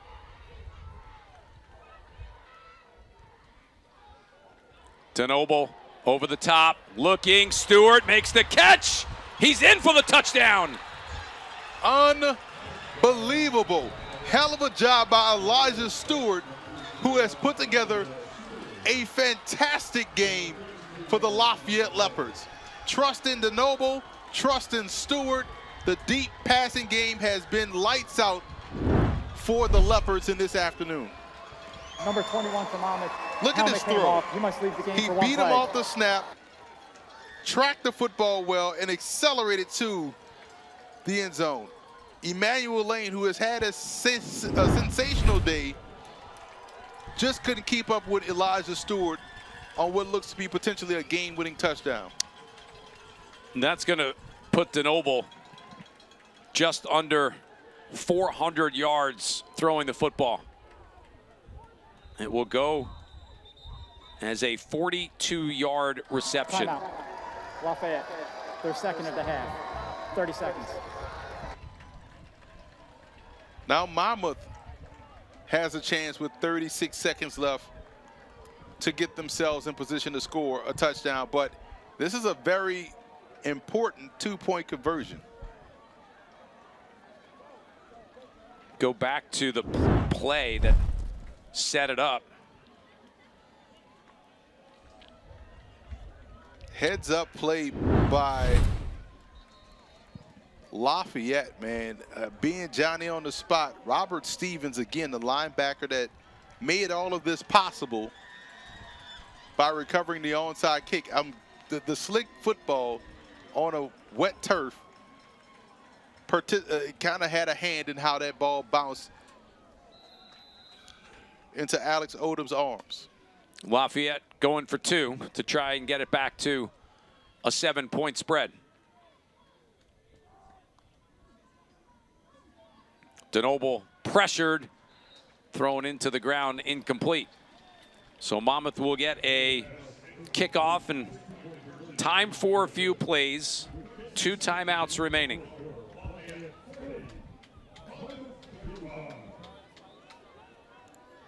Special teams coordinator Dennis Long who played his ball at East Stroudsburg. I remember covering him when he was a long snapper out there for East Stroudsburg.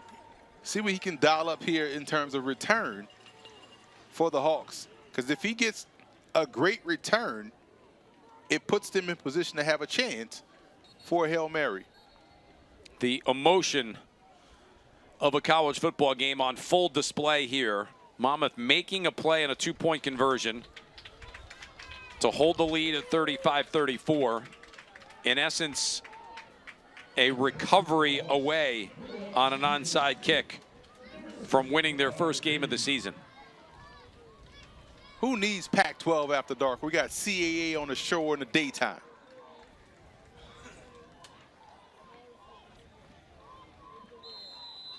Spate has been dangerous with a play in the open field offensively. Green, a speedster back there as well. See if Lafayette just goes old-fashioned pooch. They do. Boy, that's a short pooch. Stepping up, fair catch called for and made by Sonny Ento. And Derek Robertson has 36 seconds to work with and 2 timeouts.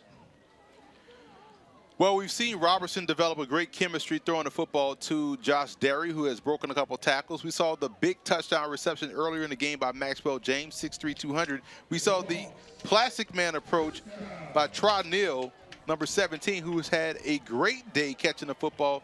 And then we also saw TJ Spate, the speedster, on a tap pass that go 80-plus yards for a score. So all of the big receivers are out there for Monmouth. We'll see what they can do on this series.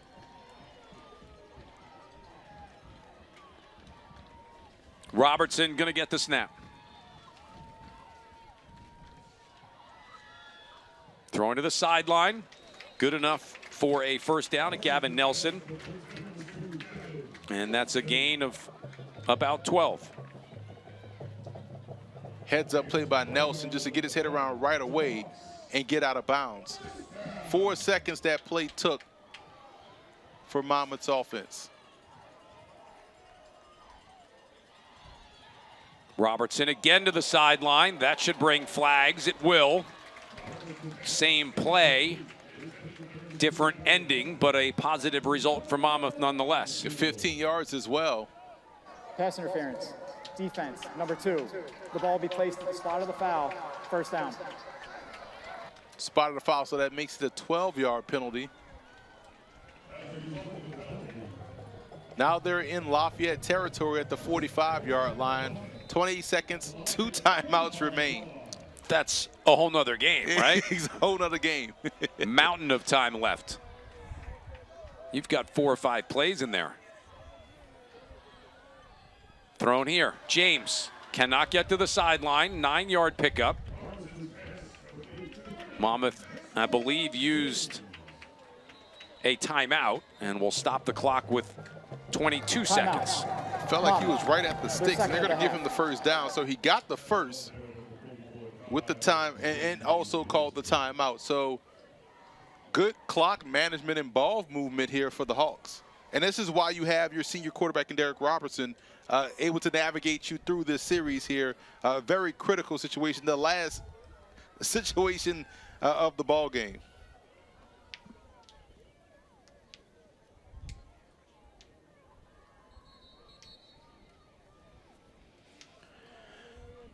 What do you think here? 22 seconds. You don't have to go to the end zone, say 3 times in a row. You keep taking what the defense is going to give you? Right, just keep getting first downs. And we saw this this past Thursday night with Baltimore Ravens and Kansas City Chiefs. As long as you're getting first downs and put yourself within a reasonable throwing range for a shot at the end zone. They're in a good spot here. Got to get to about the 20-yard line to have a realistic chance to put one in the end zone. 6 wins it for Monmouth at the 35. Robertson throwing down the seam. It's intercepted. Picked off by Lafayette. They'll go down and win the football game. That's a heads-up play by Gabe Dubois. I mean, he got his head around quickly, found the football. Everyone was looking where the ball was going. Heads-up play by Dubois, making a game-clinching interception to put this one away for the Lovers. Going on the field is an interception. Sideline warning. Not Lafayette. sure if There is no Robertson, penalty who's yardage. obviously That's the first of upset, the game. just didn't see Du Bois. Was looking in the seam. Derry appeared to be the closest man for Monmouth. He tried to make an anticipatory throw. I understand the decision, but he just didn't get enough on the football. And you also combine that with a heads-up play by Gabe Du Bois, the senior corner, 5'10", 173, making a game-clinching interception. We talked about in the open making sure to not start the year at 0-2. It will be Lafayette who Their third and final. will, I'm sure, in some ways feel fortunate to walk out of here with a victory. Oh, absolutely. They earned this victory almost as if they would have earned that loss with how they didn't play. It was a tale of two halves. And we saw them really lock in and find that continuity with their offense. But it shows you how DeNoble and how Stewart and how the rest of this receiving core was on point, lockstep, down and down out, doing a fantastic job all game long. Leopards will go to 1-1. Monmouth will fall to 0-2, and a trip to Maine to follow next week. Leopards head home to square off against Marist. What a performance from DeNoble. Dean DeNoble, 31 of 45, 394 yards, 2 touchdowns. Derek Robertson, another big day for Monmouth, 24 of 36 for 355, 4 touchdowns, and 2 interceptions. Take a look at some of our post-game stats. A lot for our crew to deal and work with. Tons of offense between these two teams. Lafayette finishes with 526 yards. Monmouth with 429. If you loved offense, as we look at our game summary presented by Coach USA, this was your game. Oh, my goodness. And the difference here, I believe, the rushing attempts and the turnovers. 2 turnovers, that's 2 possessions you lost if you're Monmouth. They couldn't run the football. We saw balance from Lafayette, but, man, their passing game and how they threw the football and when they threw the football is what really stood out to me from this entire 60-minute battle. What a great game to kick off this Saturday here in college football. A bit of a heartbreaker, no doubt, for Monmouth, who had the game within their grasp. Hawks wind up losing this one 40-35. For our producer, director, Andrew Kurtz, our statistician up here in the box, Sarah Curley, my partner, Emery Hunt, and our entire crew of the Monmouth Digital Network. I'm Matt Harmon saying so long from West Long Branch, New Jersey. Your score, one more time, Lafayette 40, Monmouth 35. Flow Sports, your home for live and on-demand CAA sports coverage all season long. Visit flowsports.tv/CAA for more information. A reminder, you can watch Monmouth men's soccer tonight on Flow Sports. This has been a presentation of the Monmouth Digital Network. College football is back. So are we on MDN. Have a great rest of your Saturday.